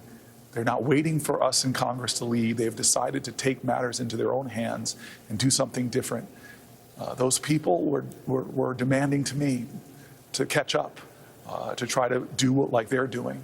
This is really about folks leading from their hearts and deciding I'm not going to just let business as usual go on in my life. And so I'm hoping that this is one part of a larger effort that tries to stop them from doing what they're about to do later this week or next week. I have not, I've sort of stepped out, checked out for this 24 hours, but they're going to try to push through a bill that's going to gut $880 billion from Medicaid. They're going to try to put forward to a bill that's going to give tax cuts to the wealthiest in our country, disproportionately trillions of dollars, and all that, and they're going to still blow one of the biggest single president deficits into our national economy, into our national debt. It's outrageous. And we have got to try to stop them in the same way that the people of this country were able to get good, conscious Republicans, Susan Collins, Lisa Murkowski, John McCain, to change their votes and stop him from doing it. Well, we need to move 3 members in the House, I think, and 4 members in the Senate, and all of us have to be a part of that. We can't sit back and do nothing. I'm listening to you and I hear you, but I'm also outside my body a little bit, marveling at your cogency right now. I know that, I don't know if you know that you are still making sense, but you're still making sense and your sentences are still properly structured, and it's starting to feel like a superhuman thing. I'm mindful of how much of your additional energy I'm taking right now. Am I right that you wear one of those rings that monitors your vitals? I do. My staff was telling me we had to look at what it says. So I opened it up, and it gave me nothing on a sleep score because I didn't. My heart rate was pretty damn high after about 4 or 5 hours, a little bit high. That's concerning. So there are definitely some physical things. I'm feeling it now, and this is the first time I ever did an interview with you where I got to sit down, and there's a man here I've known for years, and he's just I almost kissed him when he gave me this this seat to sit down. So I'm grateful. Well, Senator, as I said, what you have done has captured the nation's attention, and I think captured the moral imagination of this nation in a way that you were really demanding with what you did. And so I don't know what the outcome's going to be. You never know what the outcome's going to be of these things. I do know that if you don't do it, nothing's going to happen. Exactly. And so I wish you rest, and I think you should get checked out by a doctor, and I think you should hydrate, and I hope you get people to leave you alone for the next few hours. Thank you so much, my friend. Thank you. Thank you, sir. Wow. Just after he hit the record tonight in the United States Senate, after he crossed that 24-hour, 19-minute threshold, you saw the applause there from the chamber. He said all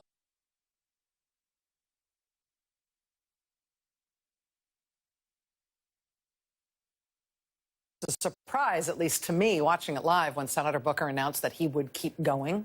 But the very next thing he did after he broke the record is he said that he would take a question from his friend, the senator from Nevada, Catherine Cortez Masto. And in her question, she told him, you know, listen, Senator Booker, while you have been here holding the floor, there is a lot of news that has broken in the world, and I don't know if you have heard about it because you have been holding the floor here for now 24 hours and 19 minutes. But she then told him some of the details about the absolute bloodbath of cuts that Trump forced through today at the FDA and the CDC and the NIH and the other parts of Health and Human Services.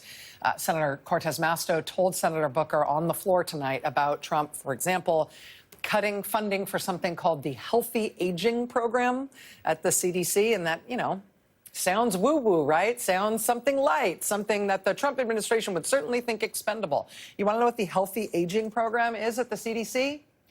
It's all the government's Alzheimer's programs. Trump just cut them today. Trump today fired 10,000 people who work at the FDA and the CDC and the NIH, including all the people working on Alzheimer's. They cut people working on bird flu and on measles. They cut hundreds of people from the Center for Drug Evaluation. And I'm sure the Trump administration thinks, well, what's the heck's that? Why do we care about that? Drug evaluation? We don't need that. We've got AI. When they cut those hundreds of people from the Center for Drug Evaluation, that's the people who are responsible for the approval of new drugs and also the monitoring of side effects. They also appear to have completely emptied out the part of the government that regulates tobacco. Because, yeah, there was nothing successful about that. We're going to have more on all of that ahead. But you should also know, to Senator Booker's point that he just made here live, you should also know that when the news of these mass firings of the nation's health experts started getting out this morning, when the word started getting out, within hours, people were lining the streets outside the CDC in Atlanta to protest what Trump was doing, thanking the workers there for their work, telling them the value of the CDC and other health agencies, telling workers there to stay strong, saying that, what madness it is to cut things like tuberculosis monitoring and prevention and treatment, the deadliest disease ever known to humankind. Senator Booker today on the Senate floor, he got emotional when he talked about the Trump cuts to the VA. He talked about the sacrifice of his fellow U.S. Senator Tammy Duckworth, who was wounded so grievously in combat as a helicopter pilot for the U.S. Army in Iraq. Well, while Senator Booker was emotionally speaking about that today, we were reviewing this footage from Boise, Idaho. These Americans just outside their VA medical center in Boise, protesting Trump's huge cuts to the VA and veterans' care. One sign for the many veterans who staff that VA hospital in Boise who have now just been fired. Thank you, vets. You deserve a raise. Literally, while I was listening to Senator Booker talk about cuts to the VA and how so many of the people Trump is firing from the federal government are themselves veterans, I was simultaneously on another tab in my browser reviewing this footage of people turning out in Sacramento, California, outside the VA medical center there, protesting Trump's huge cuts to the VA workforce and what it's doing to veterans' care there. Senator Booker, in his Senate filibuster, talked today about the Kafkaesque nightmare of how immigrants are being treated. People literally accosted on the street by masked agents in unmarked vehicles. People whose papers have only been secretly revoked. People grabbed by masked agents and then sent off to prisons indefinitely with no opportunity to contest the government's actions or contentions about them, with no right to defend themselves, no ability to contact a lawyer. While we were listening to Senator Booker talking about that today in his Senate filibuster, we got in this footage of hundreds of people protesting outside the so-called Chrome Detention Center in Miami, where Trump is sending so many of the people he's been arresting off the streets. People in Florida protesting what the Trump administration admits are severely overcrowded conditions there. People crammed into cells with nothing to sleep on, nothing to sleep under. People crammed into this facility with what is allegedly inadequate and frequently spoiled food and even insufficient access to water. In Tuscaloosa, Alabama, people turning out to protest a University of Alabama graduate student, an engineering doctoral student originally from Iran, who the Trump administration has inexplicably arrested and now jailed without explanation. He has no criminal record. He's here on a valid student visa. We are expecting this Saturday, this April 5th, to be one of the largest days of protest yet by regular Americans protesting against the Trump administration and what Trump is doing to the government and to the country. But we see these protests every day. Meanwhile, elected Democrats are more and more getting up on their proverbial hind legs. And, as I said to Senator Booker, again, you never know what these things... You never know when you're doing these things, if they're going to work. But you know for sure that it won't work if you don't do anything. And so now we've got Democrats trying more than they were trying before. Now we've got news of the National Democratic Party, the DNC, suing Trump over his executive order trying to seize national control of how states run elections, trying to force states to hand over their voter rolls to his top campaign donor, Elon Musk. The DNC is now suing Donald Trump to try to stop that executive order. I don't know if that'll work, but it won't work to do nothing.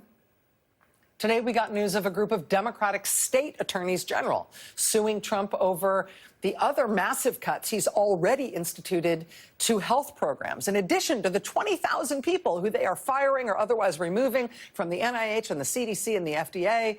A few days ago, they cut $11 billion in public health funding that was slated for states and local governments. And the immediate effects of that $11 billion cut have been devastating already. It has reportedly already caused hundreds of firings, particularly in local and state governments' infectious disease departments. In Dallas, Texas, Dallas County's health director just yesterday told Dallas County commissioners that despite the ongoing out-of-control measles outbreak in Texas, those $11 billion in Trump cuts from last week, those cuts mean that Dallas is already having to cancel 50 planned measles vaccination events, including some in schools. And they are laying off staff from their immunization program in the middle of a highly infectious, out-of-control disease outbreak for which the only effective prevention is immunization. Today, while Senator Booker spoke about Trump's efforts to bully the media into submission, we got word that House Democrats had announced their own investigation into Trump's FCC chair, Brendan Carr, and what they say are his efforts to corrupt and politicize the FCC to make it a tool of punishment against Trump's critics in the media and a tool to reward his allies in the media. Today, while Senator Booker spoke about Trump's cuts to Social Security, he spoke about what a grave breach of faith that is with American people who have paid into those programs and who count on them to be there for them. Today, Democratic leadership held a shadow hearing in the U.S. House of Representatives about Republicans' efforts to destroy the Social Security Administration. And again, I don't know what any of those things will do, but it shows they're doing something. Senator Booker's marathon in the Senate today, maybe more than anything, was intended to clarify that, as he put it, this is a moral moment. He said he had been challenged by his constituents to do more, to try to stop what Trump is doing to the country, to try to stop the authoritarian takeover and the destruction of our Constitution and our system of government. He said his constituents challenged him to think bigger about what he could do, challenged him to take risks. In what he did in this 25 hours and 4 minutes of strength and endurance, he essentially tried to show the country that what's called for right now is extraordinary action, extraordinary sacrifice, trying to give people inspiration and strength that they can maybe do more themselves than they thought they could. Other Democrats in the Senate, it was interesting to see over the course of today and tonight, were just lining up to associate themselves with him, to say how proud they are to serve with him. It's going to be hard to top what he did today, maybe ever. But by showing what he can do, he really has thrown down the gauntlet here to his fellow Democrats in elected office, but also to the country. Just a historic day, massive, massive day. But we've got lots to come tonight this hour. We've got election results coming in as we speak in Wisconsin. We're keeping an eye on the final tally out of those 2 Republican congressional races in Florida. Those are deep, deep, deep red seats. The Republican candidate is going to win in each of those races. But those are districts that were plus 33, plus 32 for the Republicans in November. Looks like Democrats might have closed that margin by maybe like half, which would be a disaster for the Republicans. We're watching those vote totals as we come in. Again, results expected out of Wisconsin soon. Stay with us tonight. You're going to want to watch this show.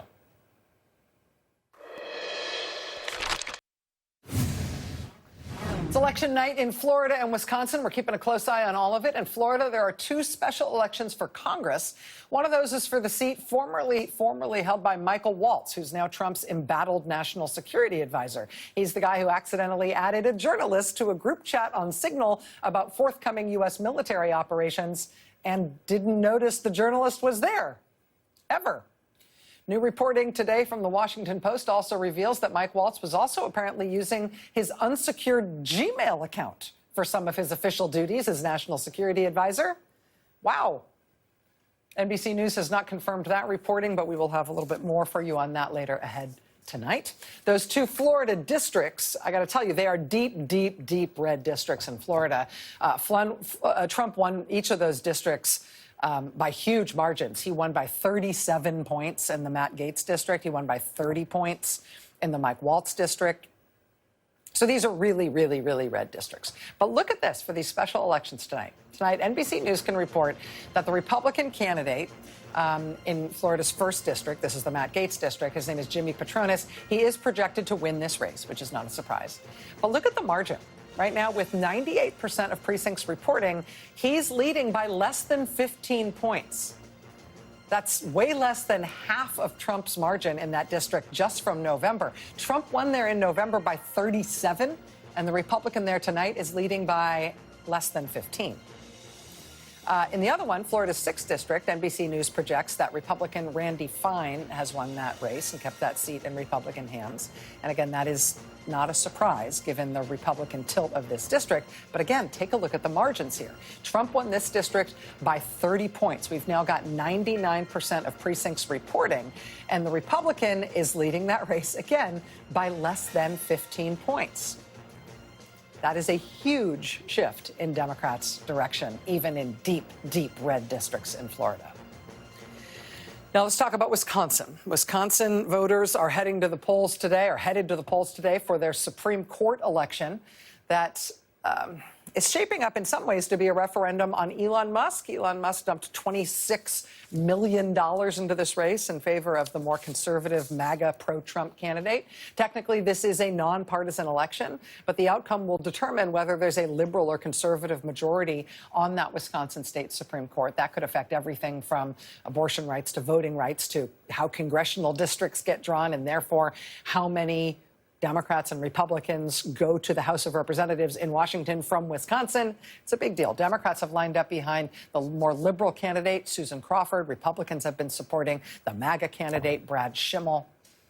Elon Musk has dumped, again, $26 million-ish into this race on behalf of the MAGA candidate. More money than has ever been spent by a single person on a judicial race in American history. It's the most expensive judicial race in American history. Overall, outside spending in that race expected to reach $100 million. At least one local news outlet in Wisconsin is reporting that there are so many voters that turned out for this race today that some polling locations in Milwaukee faced a shortage of ballots. The local elections commissioner in Milwaukee urged voters to stay in line to vote as they work to get more ballots. Polls closed in this race just as we came on the air tonight. And so far, the vote that has been reported has come in more from Republican areas than Democratic ones. Right now, I got to tell you, we've just got a very slim portion of the vote in. We've got 27.8% of the vote in.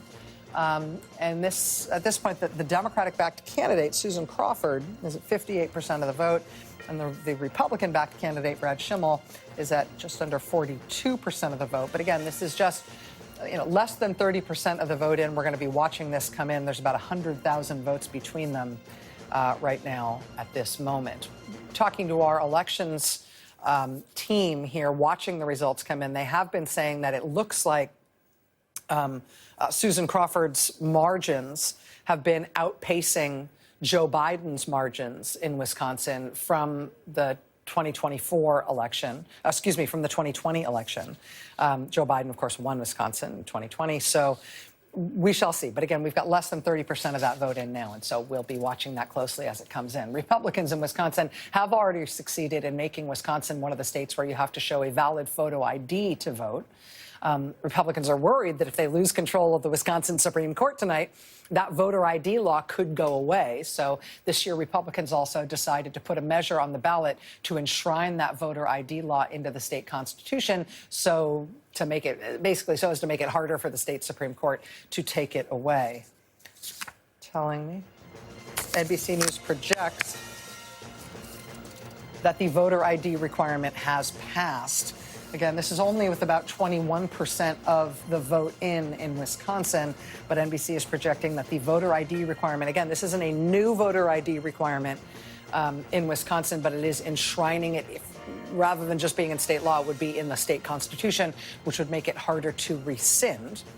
We're also watching the race for superintendent of public schools in Wisconsin. That race is also technically nonpartisan, but Democrats in Wisconsin have thrown their weight behind the incumbent. Her name is Jill Underly, while Republicans have been supporting her challenger, who's a charter school advocate named Brittany Kinzer. At this hour, looking at the results that we've got thus far in that race, we've got just over 21% of the vote in, and the Democratic-backed candidate, the incumbent superintendent of public instruction, is leading the Republican-backed charter schools advocate, her challenger in that race. But again, just over 21% of the vote in that race, and so we'll be watching that closely. We're going to be following all these races closely all night. We are starting to get in big chunks of vote. We'll bring you new developments as we get them. Watch this space.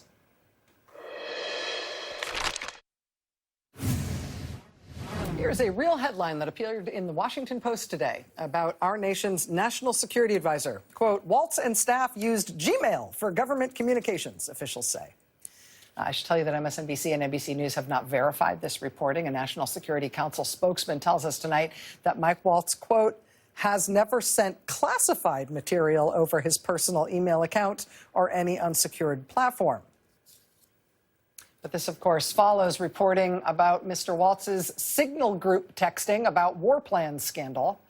And the revelations this weekend from the Wall Street Journal that was not the first time Mr. Waltz had convened Trump cabinet officials in a group chat on Signal, including reportedly about other military operations, not just the airstrikes in Yemen. As this story has unfolded of top Trump administration officials discussing sensitive national security materials on group chats, I have to mention that it has gone almost unremarked upon that at least some of them have confirmed that they were participating in those chats from their personal devices, their personal phones, which are almost certainly less secure than official government-issued devices for anything, let alone forthcoming military operations.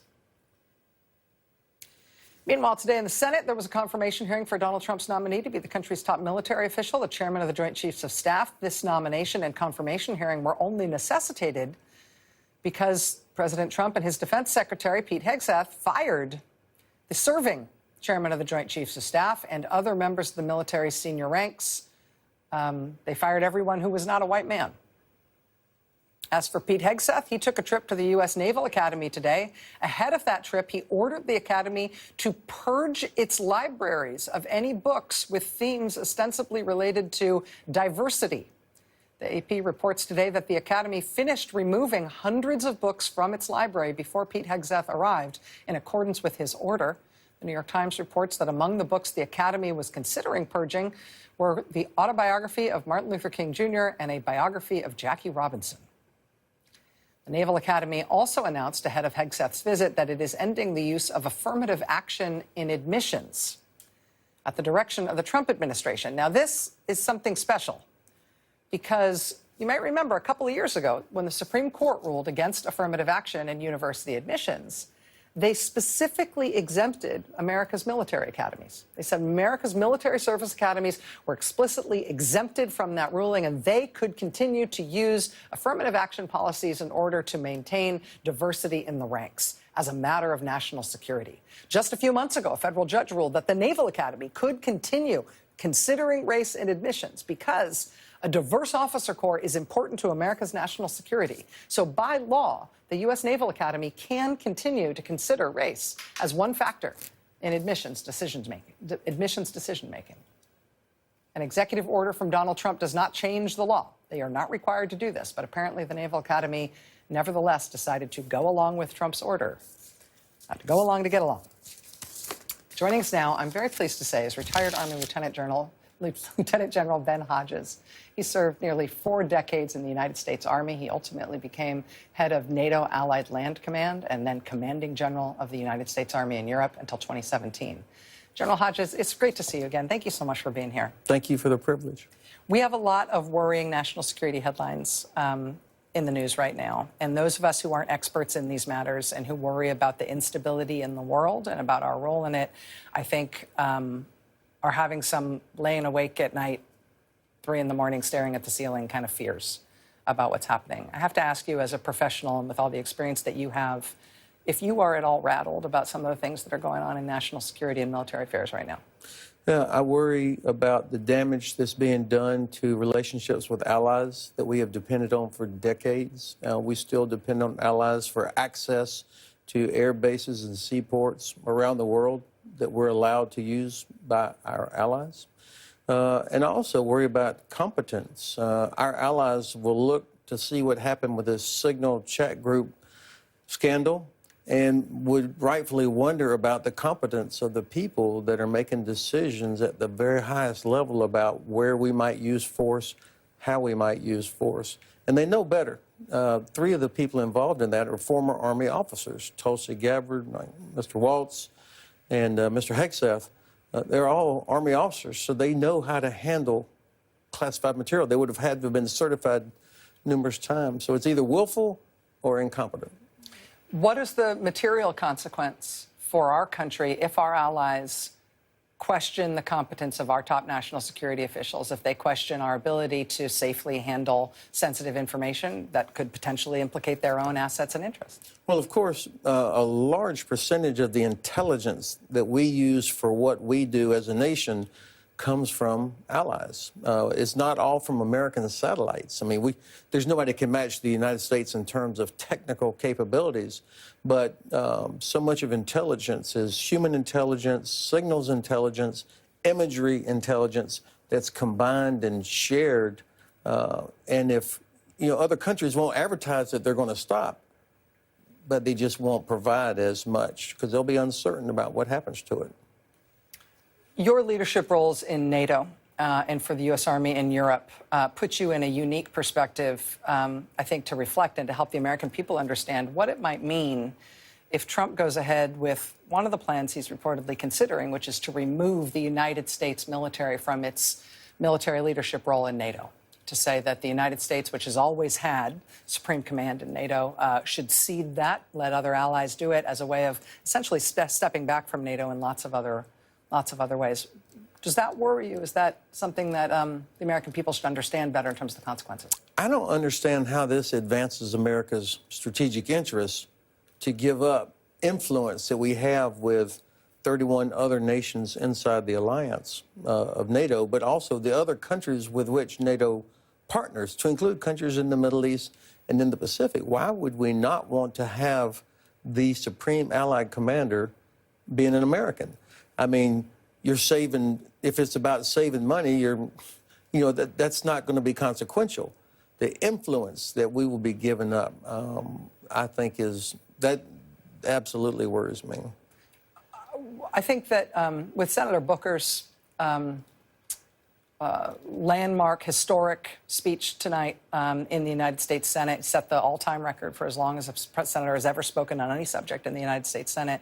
I think one of the things that he has activated among people who appreciate what he did is a sense that the Democrats in the Congress, and hopefully the Republicans too, will do more to try to check some of the dangerous impulses and perhaps reckless actions of this new administration. I imagine that in the military, that civilian oversight and congressional oversight is mostly frustrating. But I wonder if you could also reflect on whether or not it's also constructive, and whether or not Congress might have a role in overseeing our national security apparatus right now in a way when our policies and some of our competence issues are really scary. So first, I have to say I got fired up tonight listening to your interview with Senator Booker.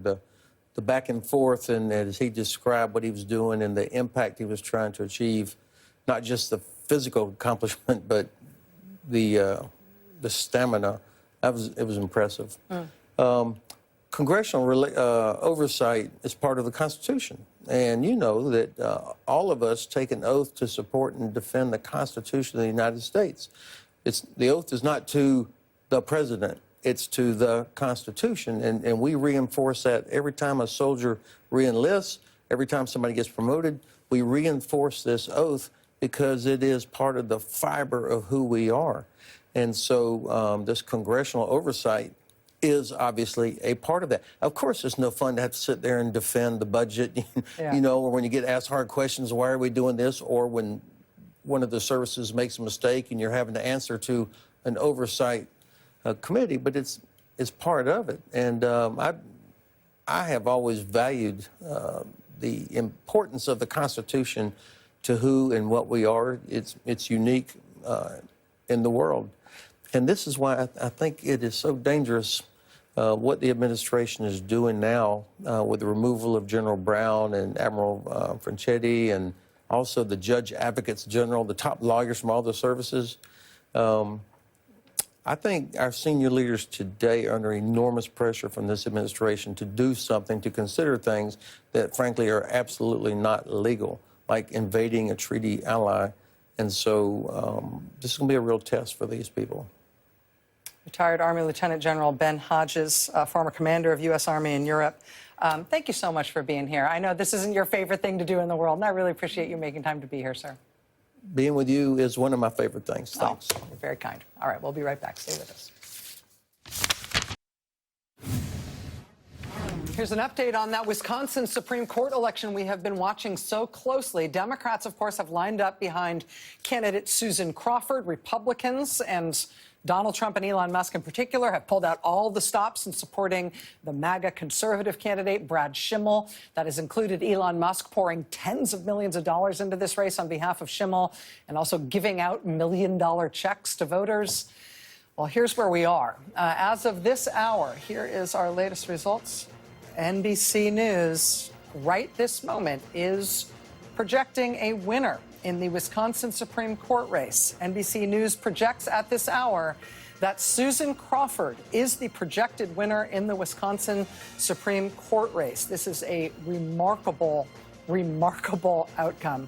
We've got just 47% of the vote in, but you see that is a that is what appeared to me before we got the call to be a clear lead for Susan Crawford. Again, she's the Democratic-backed candidate in this race.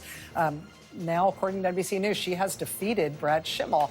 Again, the resources that were brought to bear on Brad Schimmel's behalf were extraordinary. This is the most expensive judicial race that has ever happened in the United States of America.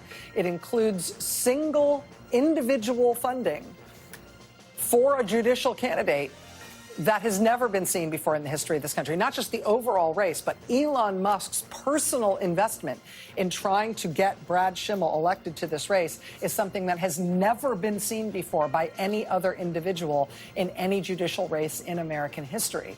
With Donald Trump, the sitting president of the United States, having just won in Wisconsin in November, with Donald Trump doing teletown halls for Brad Schimmel as recently as this weekend, with Donald Trump, again, the sitting president of the United States, explicitly endorsing Brad Schimmel, with Wisconsin being absolutely blanketed with ads saying that a vote for Brad Schimmel is a vote for Donald Trump, again, in a state that Donald Trump just won in November.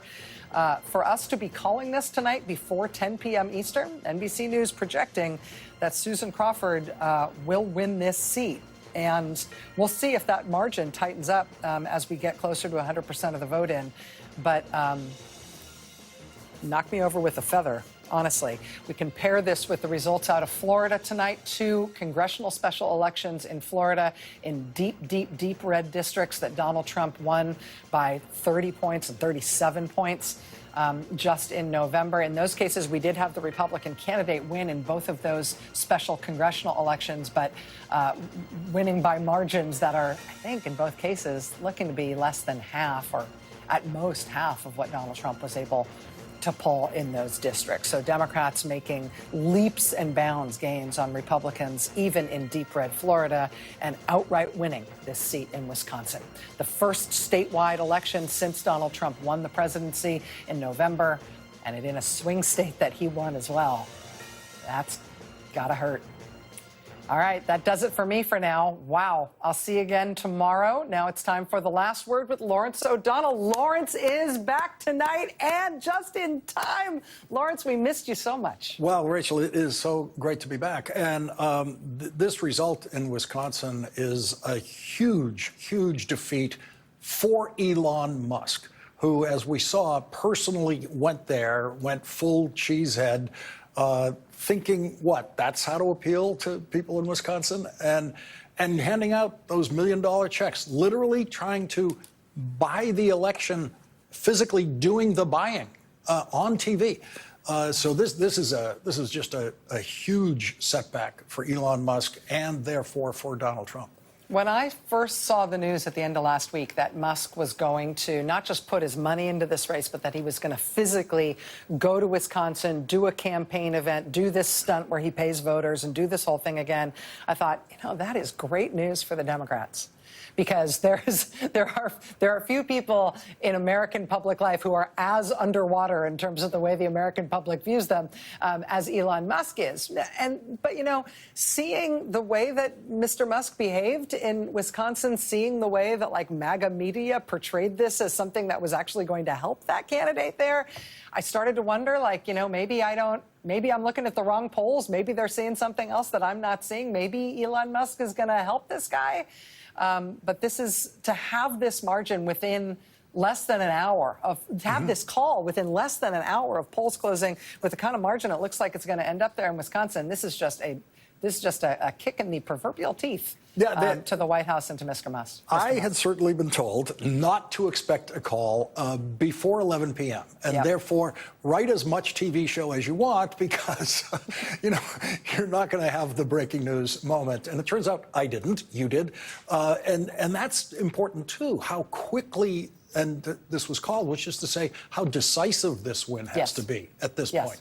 That's exactly right. And this is going to, they just pulled Elise Stefanik's nomination to be UN ambassador because they were worried about their ability to hold on to her seat, which she just won by 24 points. The Republicans and Elon Musk are in a position right now where they have to worry about seats that have 24-point Republican margins. They have to worry about losing seats like this in a statewide race in a state they just won by what looks to be a decisive margin where you get the call within the hour. The American people are speaking in lots of different ways, but this is the first time they've really had the chance to speak at the ballot box, and it is with an exclamation point. Well, as we saw Cory Booker in those remarkable 25 hours, one of the things that sustained him, that carried him through it, was something that we've never seen before in a filibuster like this, and that was direct communication from voters while it was happening. Emails, including in the middle of the night last night when I was watching. My favorite time to watch a filibuster is middle of the night, the lonely hours for the senator who's up there speaking.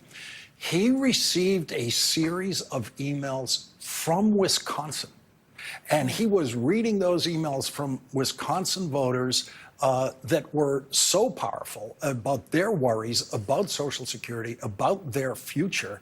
And I can't help but link those up to what we're seeing in actual expressed voter results tonight in Wisconsin. Yeah. It also strikes me, Lawrence, that, when Trump was trying to overturn the results of the 2020 election, and he had those dozens and dozens and dozens of failed pseudo-legal efforts to try to get somebody to side with him in overthrowing the election results, the place that he got closest was the Wisconsin Supreme Court. When it was under conservative control before a few years ago, when the liberals sort of took control of that court, they got real close on the Wisconsin Supreme Court to essentially nullifying the vote in Wisconsin on the basis of Trump's fake fraud claims. The idea that we would have gone through that with the Wisconsin Supreme Court in 2020, and then they would have reinstated a new MAGA majority on that court, thanks to Elon Musk coming in with tens of millions of dollars and million-dollar checks for voters, promising that this guy will be a vote for Trump, will be a vote for the MAGA agenda. The counterfactual here, the idea, what we'd be talking about right now had this race gone the other way, I think would be a really sobering and difficult national story. And instead, what we've got is people saying no to Trump and Musk in a very emphatic way.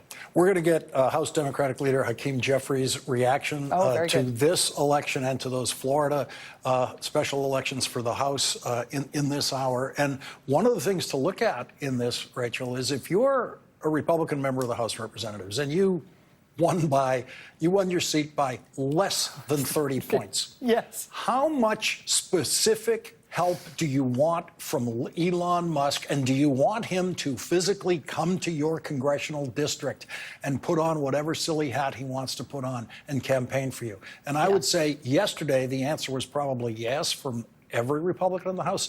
What's the answer tomorrow? Yeah, good point. Yeah, we'll see what those margins end up being in Florida compared to when Waltz was running and when Gates was running in November. But yeah, if we're now talking about their margin of safety is like a 20-point margin, that's going to change everybody's jobs. Yeah, and as we go forward here, when you think of today, I mean, today was already feeling like a turning point for me, and maybe it's my experience working in the Senate that makes me so Senate-focused, but what I saw Cory Booker do in those 25 hours on the Senate floor is unlike anything I have ever seen there before, and it felt to me like, aha, here it is. Here's the Democratic voice. Here's what the opposition sounds like, that Cory Booker found that voice, delivered that voice, is that voice, and was that leader out there today. And every Democratic senator who supported him and helped him by asking questions so that he could rest his voice for a minute or two, every one of them was better on the Senate floor today because of the way Cory Booker rose to this occasion and brought them all up with him. And then you get these voter results tonight. And this date does feel like a turning point day in this year of American politics. The other reason it feels like a turning point is because you're back. And you were gone for a really long time, and that in itself sucked.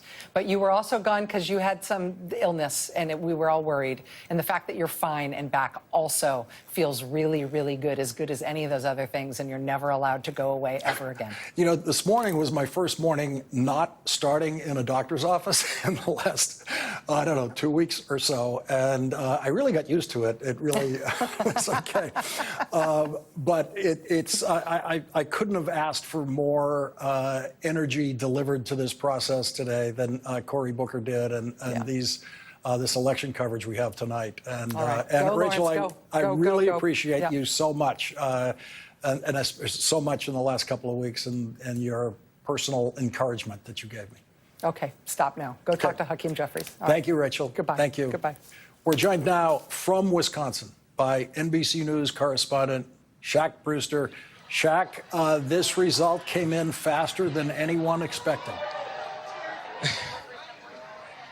Yeah, that's exactly right, Lawrence, and I'm sure you hear some of the crowd right now. They just found out that Susan Crawford will be on the Wisconsin Supreme Court and that the liberal justices will maintain that majority on this state Supreme Court. Now, let's talk this through a little bit, because there is the substance of this. This is a court that is known for hearing pretty thorny issues, things like abortion rights, voting rights. It was a court that struck down really Republican-friendly maps, state legislative maps just in the last term. And it was a court that is likely to hear many of those competitive challenges in the years to come. And liberals on the court will now maintain their majority. But there's also the politics here, and that's the fact that this was the most expensive Wisconsin Supreme Court race, or any state Supreme Court race, in American history. The money came flowing in from all sides, but at the center of the rhetoric around it was Elon Musk. And that's because, yes, he was one of the top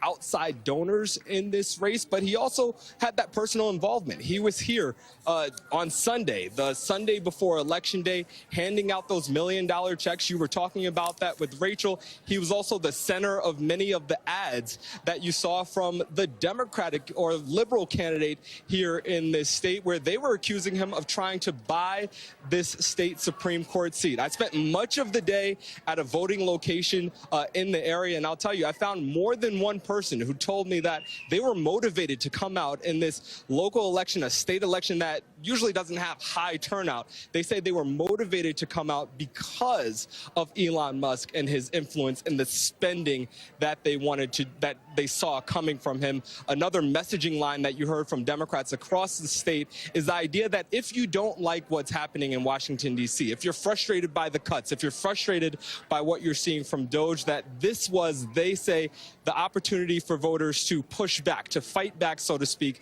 out of what they're seeing out of Washington, D.C. You see still some of those numbers right now. This is well over 10-point margin right now. We're still waiting for a lot of vote to come in.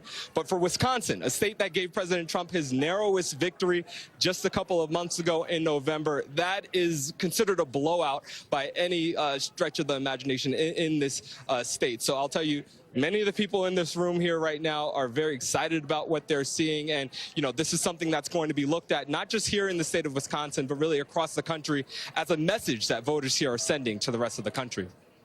Shaq, thank you very much for that live report from Wisconsin. I did not expect to be talking to you this early tonight. I didn't expect to, but here we are. I did not either. Thank you.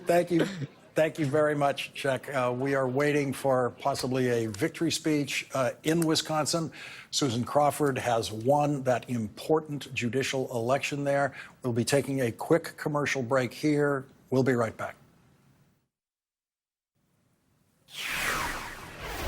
We're back with our breaking news coverage of elections, 2 special elections for the House of Representatives in Florida tonight, and also that all-important judicial election in the state of Wisconsin, which the Democrat-supported candidate Susan Crawford has won decisively with a surprisingly early call tonight in that election. But to Florida, the 1st congressional district in Florida was once represented by our own Joe Scarborough. Joe Scarborough just texted me information about this election tonight in Florida in the 1st congressional district, which the Republicans have won. And the issue there was always the margin. What was it going to be? As Joe points out, that the Democrat tonight, the Democratic candidate tonight in that Florida congressional district, won one of the counties, one of the 3 counties in that district. That has not happened in many, many years. Joe Scarborough said that he won that county himself by 30 points back in the 1990s. Former Congressman Matt Gaetz won that county by 20 points, and tonight the Democrat won that county. That's how much of an impact the Democratic candidate had in this really very red Republican district in Florida. This is northeastern Florida. It borders on Alabama. This is a district that Democrats have never been able to get traction in before. They have gotten some serious advances there tonight, and thanks to Joe Scarborough for texting me that insight about it. We'll get Hakeem Jeffries' reaction to that now. Joining us now is House Democratic leader Hakeem Jeffries. Thank you very much for joining us tonight. There is so much to talk about. Let's begin, as we wait for a victory speech in Wisconsin, with your reaction to what you're seeing in those special elections in Florida for 2 House seats. Well, good evening, Lawrence. Great to be with you. It was an incredible overperformance by the 2 Democratic candidates in 2 ruby red districts. Florida 1, which Donald Trump won by 37 points, and Florida 6, where Josh Weil ran a great campaign in a district that Donald Trump had just won by 30 points. And what we're seeing, of course, is something that we've seen all across the country since the early special elections that began in late January. And that is Democratic energy and overperformance coupled with independent swing voters and even moderate Republicans breaking for the Democratic candidate and rejecting the extremism, the outrageous behavior of this administration and their effort to harm everyday Americans. As you look at the Wisconsin result, this was something I did not expect to be discussing with you during this hour tonight. We expected this to be a closer race. We expected the call to come much later in the evening. We saw Elon Musk personally go out there. We saw him hand million-dollar checks to voters, trying to literally buy the election right there in Wisconsin. What does it tell Republican members of the House of Representatives who are counting on Elon Musk to get them reelected? It's time for them to walk away from this unelected, unpopular, unhinged, and un-American billionaire puppet master. Elon Musk was just rejected decisively by the voters of Wisconsin. He tried to spend his unlimited resources to buy a state Supreme Court seat in Wisconsin, and it failed spectacularly. The voters rejected Donald Trump, they rejected Elon Musk, and they rejected the rapidly deteriorating Republican brand. We have to continue as Democrats to make it clear to everyday Americans that we are fighting to build an affordable economy and to drive down the high cost of living, while at the same time pushing back against Republican extremism and their efforts to cut Social Security, cut Medicare, cut Medicaid, and undermine our democracy and the American way of life. Clearly, the American people are with us as it relates to what they are seeing in Washington, D.C., and we've now seen this in special elections in January, in February, in March, just recently in Pennsylvania, and now, of course, decisively in April in Wisconsin. I want to ask you about what feels like a related event, especially at this hour, a related event to what voters are saying in these elections tonight. And that is what happened in the United States Senate today. And I worked in the Senate for many years, 7 or 8 years. And I can say that the Democratic leader of the House of Representatives never once set foot in the Senate chamber when I was there. All House members, of course, as we know, have floor privileges in the Senate. They can come in whenever they want to. It was extremely rare to see a House member there. You were there today. Why did you decide to go there today, and what did it feel like to witness what turned out to be the history that Senator Cory Booker made in the Senate chamber today? It was a very powerful experience. I had the opportunity to visit the Senate chamber twice. Initially, earlier in the day, just to express my support and solidarity for Cory, who I've known a long time. We got started in politics around the same period of time, him in Newark, New Jersey, and myself across the river in Brooklyn, New York. We were in law school around the same time, and I've long admired him. But today was really Senator Cory Booker taking it to the next level on behalf of the American people, and indeed, I would argue, Lawrence, the free world. And so it was powerful to be on the Senate floor with him earlier today. But then when it became clear that he had a chance to break Strom Thurmond's record, I decided to change my schedule so I could be back on the Senate floor to witness that history. Because here you have this incredible juxtaposition of Strom Thurmond having previously delivered the longest speech in Senate history in defense of Jim Crow and racial oppression, and Cory Booker, an African-American man, defending democracy and the American way of life in the face of Trump's extremism. Breaking that record was just powerful to witness. And, you know, Senator Booker's speech was strong, it was substantive, but perhaps what was most touching about it was that it was soulful, it was authentic, it came from his heart. Of course, the brilliance of his mind, but it came from his heart. Yeah, it was the most fully authentic Cory Booker that I've ever seen. And I think there's something about that 25 hours that wears a person down. And he was standing out there with no defenses that you might bring to other sort of public speaking events. And it was really an astonishing thing to watch. One of the things he was concentrating on, and one of the things that he was getting in all of the emails that were being sent to him from around the country, was fear of what Elon Musk and Donald Trump are going to do to Social Security. And that is a fear that is as powerful as a voter could have in terms of an attachment to an important public program, the most popular public program in American governing history.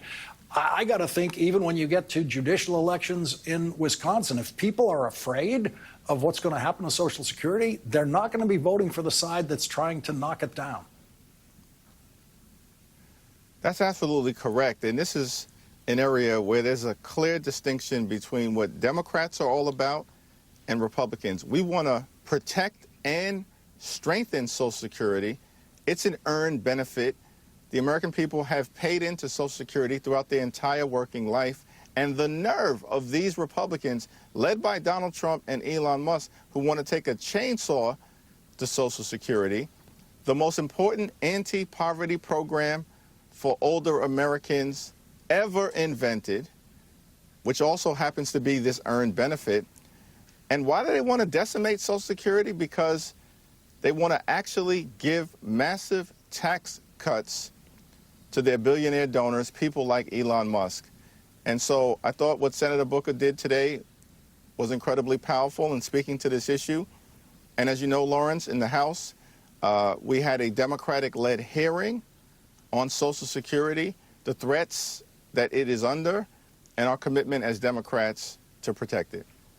And you did. I watched some of that hearing, and you did something at that hearing. I know you were present at the hearing that Republicans would never do.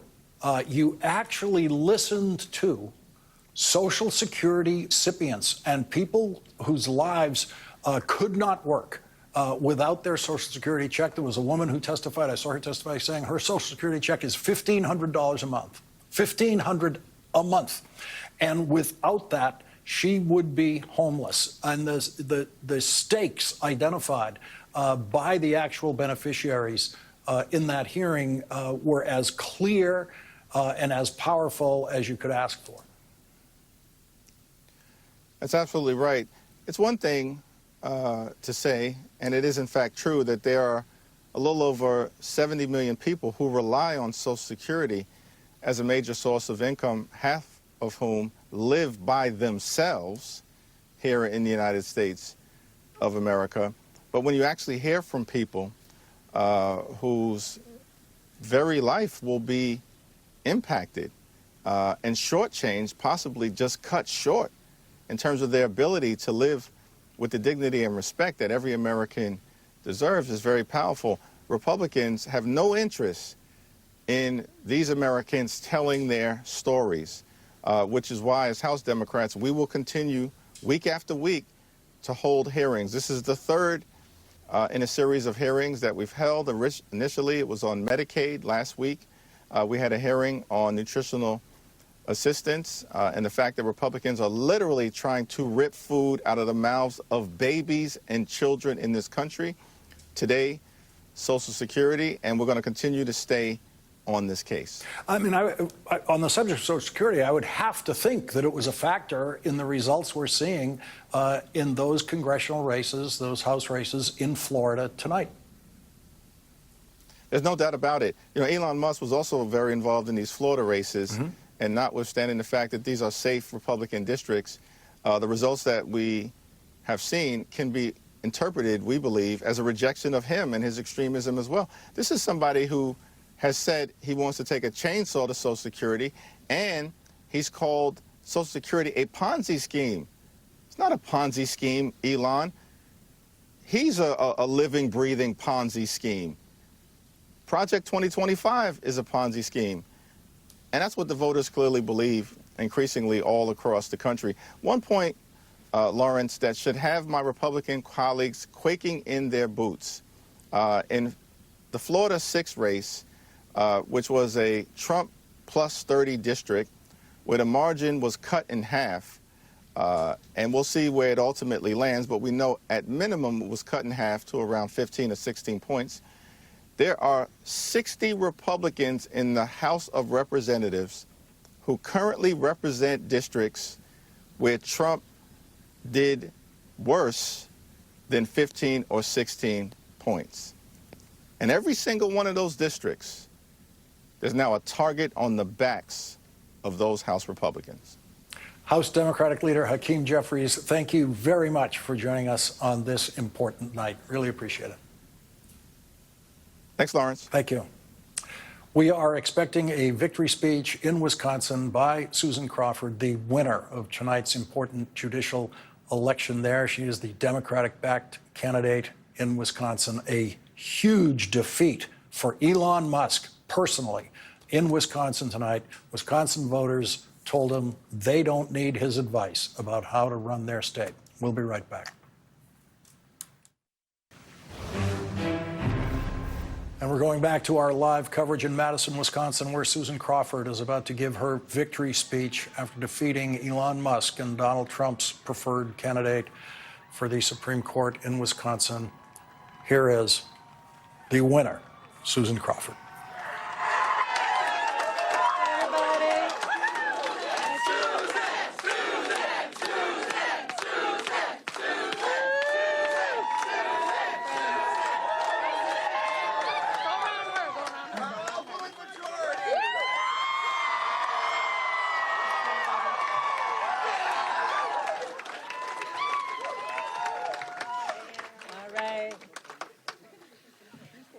Thank you. All right, Wisconsin, we did it.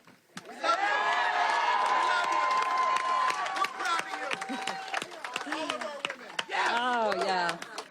You know, just moments ago, I received a phone call from Judge Brad Schimmel conceding the race.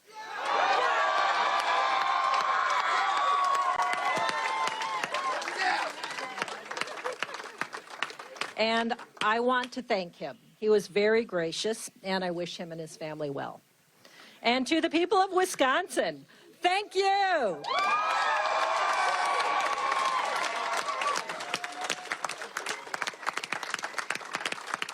Thank you for trusting me to serve you on the Wisconsin Supreme Court. This campaign has been an incredible, life-altering experience in so many ways. And I'm so grateful to have earned the trust and support of voters across this great state.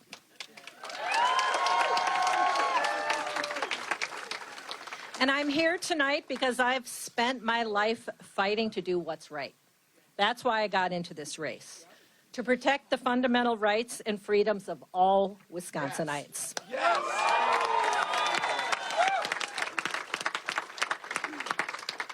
Growing up in Chippewa Falls, I was blessed with a loving family.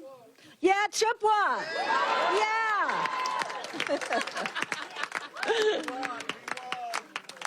It was a great community where people watched out for each other. And my experiences growing up in small-town Wisconsin shaped me into the person that I am today. Someone who values hard work, common sense, honesty, and who can tell right from wrong.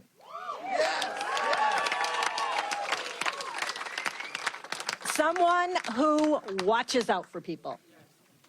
But I've got to tell you, as a little girl growing up in Chippewa Falls, I never could have imagined that I'd be taking on the richest man in the world.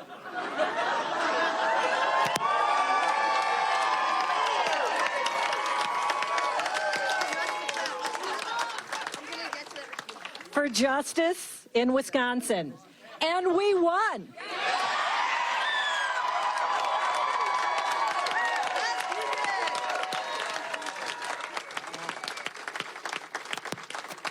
I've spent my whole career fighting for Wisconsin as a prosecutor, a lawyer, a judge, and now a soon-to-be justice on the Wisconsin Supreme Court.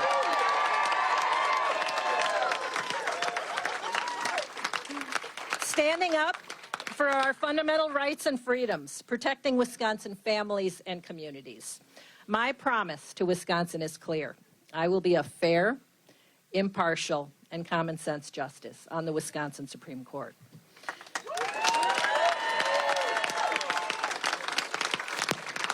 And I want to thank everyone across the state who helped to get us to this point. I'm here because of you. To every volunteer who made this happen, for every phone call, every door knocked, every text sent, every postcard written and mailed, it all paid off. Thank you so much.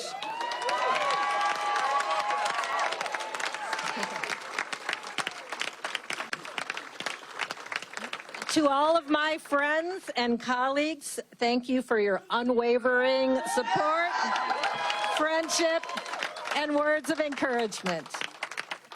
To my campaign staff, led by the incredible Cassie Finelli. There she is.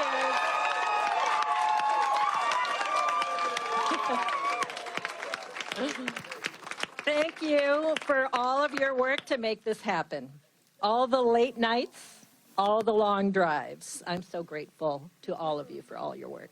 Thank you.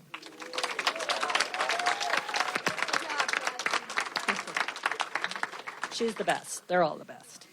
To all of our partners and everyone who worked so tirelessly to get us to this point, thank you. And to my friends, justices, Ann Walsh Bradley,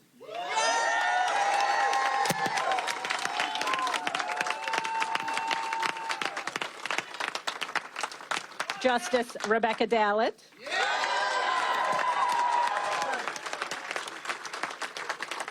Justice Jill Karofsky,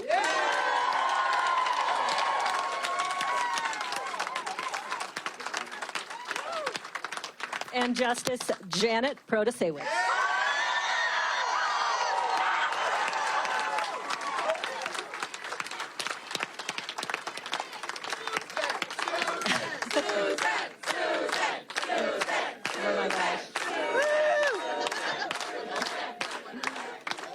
You know, I am so humbled to have had all of your unwavering support and encouragement since day one in this race. And to Ann, although no one can truly fill your shoes, I am incredibly honored to succeed you on the Wisconsin Supreme Court.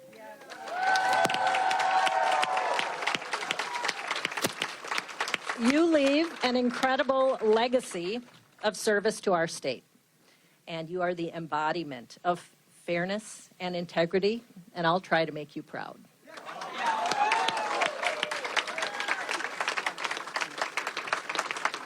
It's true.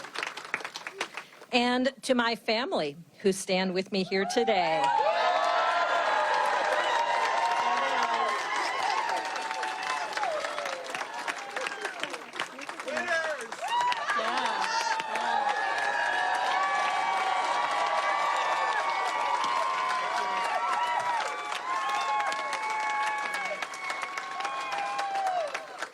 My husband, Sean. My kids, Fred and Maisie. My brothers, Eric and Philip, who are here somewhere. There they are. My nephew, Evan. And to my mom and dad and the rest of the family watching from home. Thank you for all of your love and support and for standing by me throughout this crazy journey. and to Petra and Phoebe, our furry friends. And to my mom, happy birthday.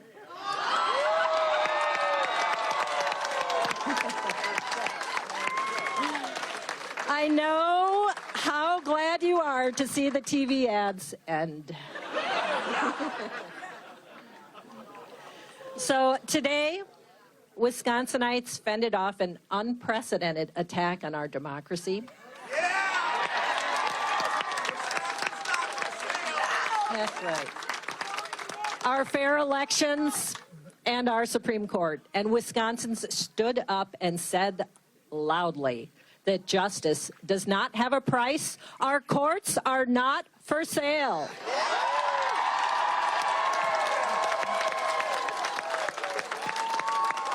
Yeah. And you have entrusted me with great responsibilities, and I will carry them out with honesty, dedication, and integrity. I will work hard each and every day to uphold our Constitution and administer justice for the people of Wisconsin. I look forward to working with my colleagues on the Wisconsin Supreme Court to deliver fair and impartial decisions.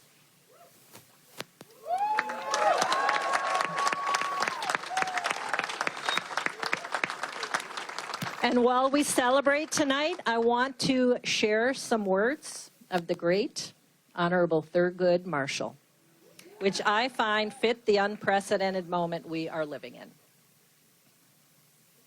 Democracy just cannot flourish amid fear. Liberty cannot bloom amid hate. Justice cannot take root amid rage. America must get to work. In the chill climate in which we live, we must go against the prevailing wind. We must dissent from the indifference. We must dissent from the apathy. We must dissent from the fear, the hatred, and the mistrust. We must dissent because America can do better, because America has no choice but to do better.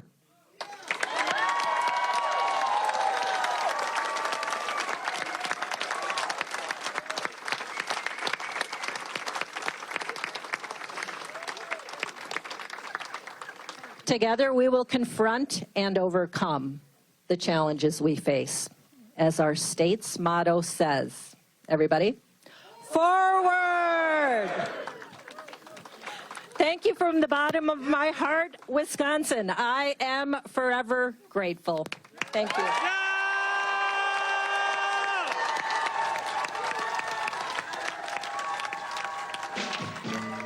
A huge win for Democrats tonight in Wisconsin, and the crushing of Elon Musk as a political force in Wisconsin tonight.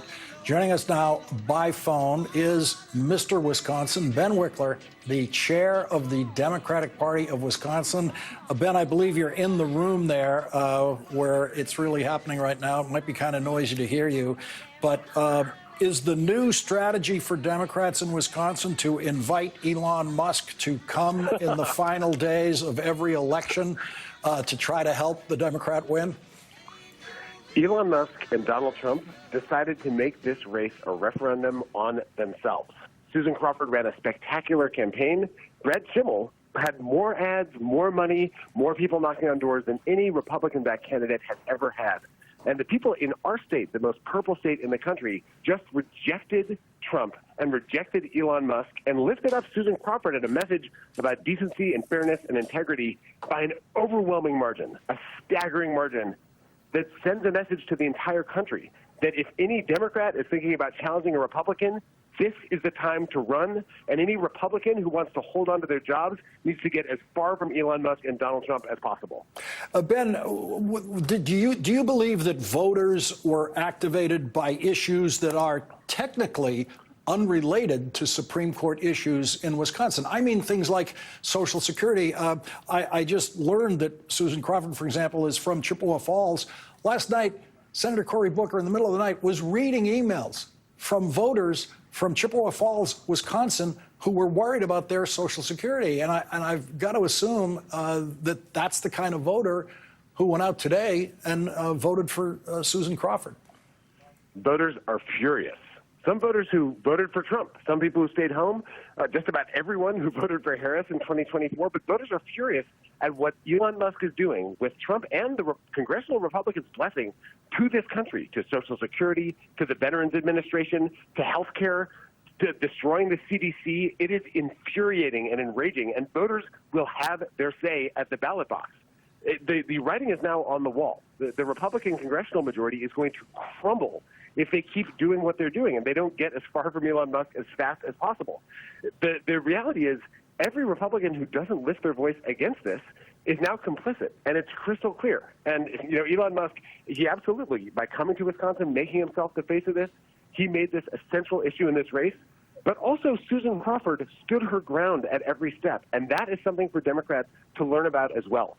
She was full of integrity and focus and comported herself in a completely clear way where people trusted her values. And I think what you can see in her victory right now is that voters are looking for hope, and they're looking for a way to fight back. And what happened in Wisconsin can happen all over this country over these next 2 years, these next 4 years. This moment when people feel like there's despair and destruction happening, there is a light shining from Wisconsin that can shine all across this country. The fight back has begun.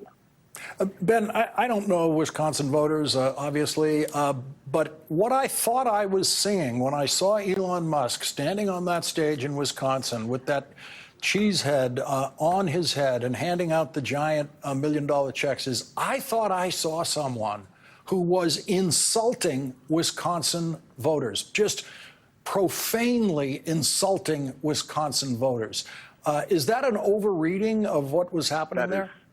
That is, if anything, an understatement. Elon Musk came in. Voters know that he is the guy responsible for, massively slashing funds that people are counting on in the university system, in Social Security offices, letter carriers.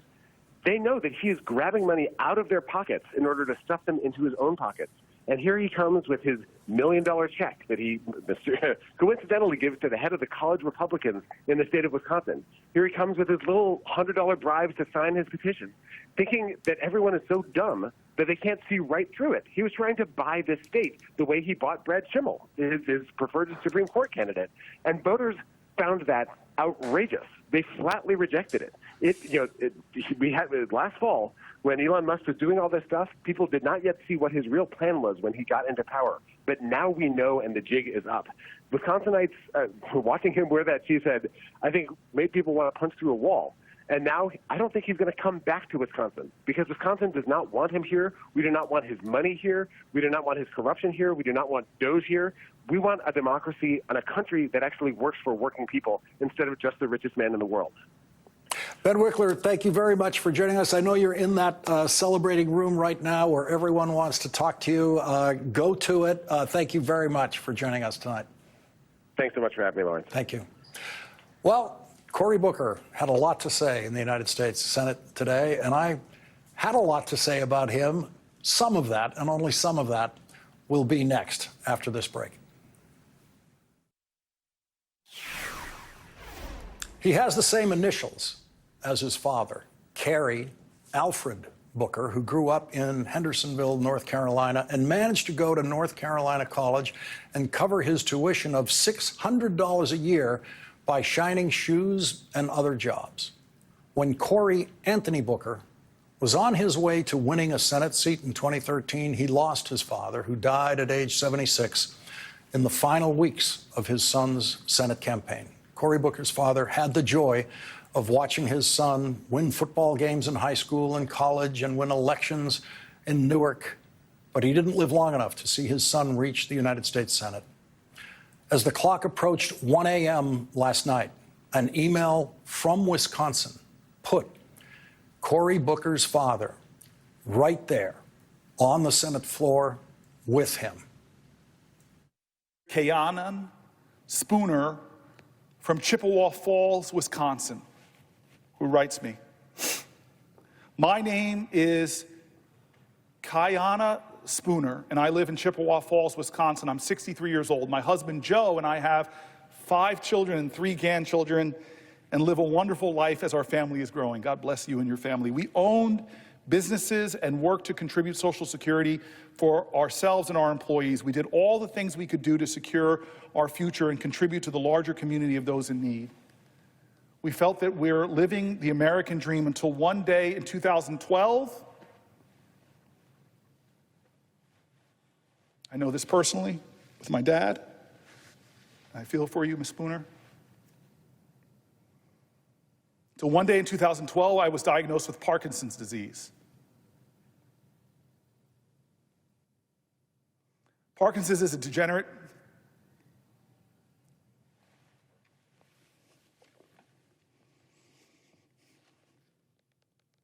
Parkinson's disease is a degenerative brain disease that progresses over time. Sorry, I'm thinking about my dad. It is unrelenting and affects motor and nerve processes. Loss of benefits will have a direct and daily effect on me and my family as we navigate the medical needs we will be facing. I will need progressive and comprehensive care as I age. I will need medication every single day of my life. And I will need the security of a generous society to care for me. Millions of others join me there. Please, Senator Booker, please protect my Social Security. I just thank God that my mom had the resources to take care of my dad. And I watched that degenerative disease take from his life for 20 years and how much it cost, the thousands of dollars it cost my mom to take care of him.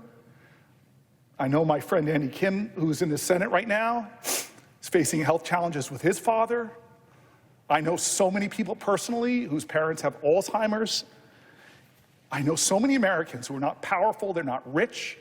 I know so many Americans who live in fear every day that one little thing will happen to them that will destabilize their financial well-being. And now those millions of Americans, because of a president and a man named Musk, are driving fear into them, are whacking away the people that answer phones, are firing the people in an agency that already was struggling with wait times, that already was struggling with slow response times. These people who are hanging on by a thread in their lives are facing the people they love the most, who are struggling with the diseases that so many of us in this body have been affected by. They are now worried. They're writing me letters with words like fear and terror. They're talking about staying up at night and not being able to sleep because they don't have a president that comforts them. They have a president that talks down to them, that lies about the services that they rely on. What is this? It is not normal. It is not normal. This is America. How can the most powerful people in our land not comfort others, not tell them they have nothing to fear but fear itself, not tell them to have malice towards none but have charity towards all? What kind of man is in our White House that makes fun of the disabled, who lies so much that the fact checkers lose count, that minimizes the pain and the suffering? Where you have cabinet secretaries that are billionaires themselves, that say, if my mom misses a Social Security check, but if somebody else complains about it, they're probably a fraudster. These people are not fraudsters. They're hurting. They're afraid. They're worried. For God's sake, this is America.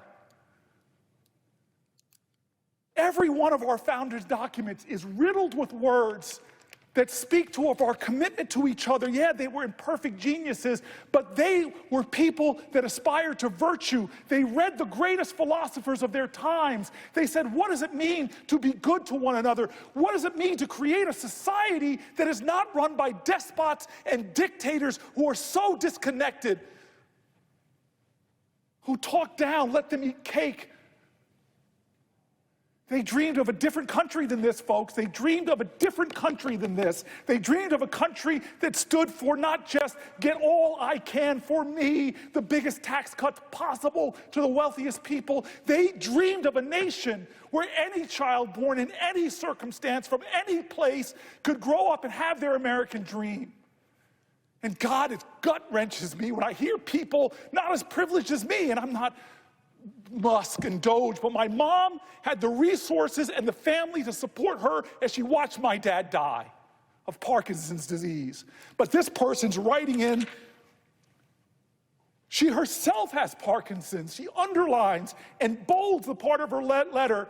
She says, and I'll read it again because, Spooner, I want you from Chippewa Falls, Wisconsin, to know you are seen, to know you are heard, that know that maybe the president will talk down and cut and malign your only paycheck, your only hope, but I won't.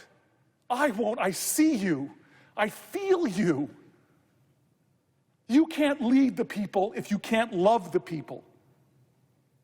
And I'm sorry, our president is not showing that. He may be saying those words. She writes, with Parkinson's, I still remember my dad telling me he had it. She writes that it is unrelenting Parkinson's and affects my motor and nerve processes. Loss of benefits will have a direct and daily effect on me and my family as we navigate the medical needs we are going to be facing. I will need progressive and comprehensive care as I age. I will need medication every single day of my life. I know this. I know you will. I know you will. I will need the security of a generous society to care for me. A generous society to do the basic for families in this kind of struggle. Millions of others join me there. Protect my Social Security, Senator Booker. I tell you, I am going to fight for your Social Security. I'm going to fight to protect the agency. I'm going to fight against unnecessary cuts that hurt the service it gives. And today into tomorrow, I'm going to stand as long as I can. As long as I can, I'm going to stand and read stories like this because you are seen, you are heard. Your voices are more important than any of the 100 of us. The Honorable Cory Booker gets tonight's last word. The 11th Hour with Stephanie Ruhle starts now.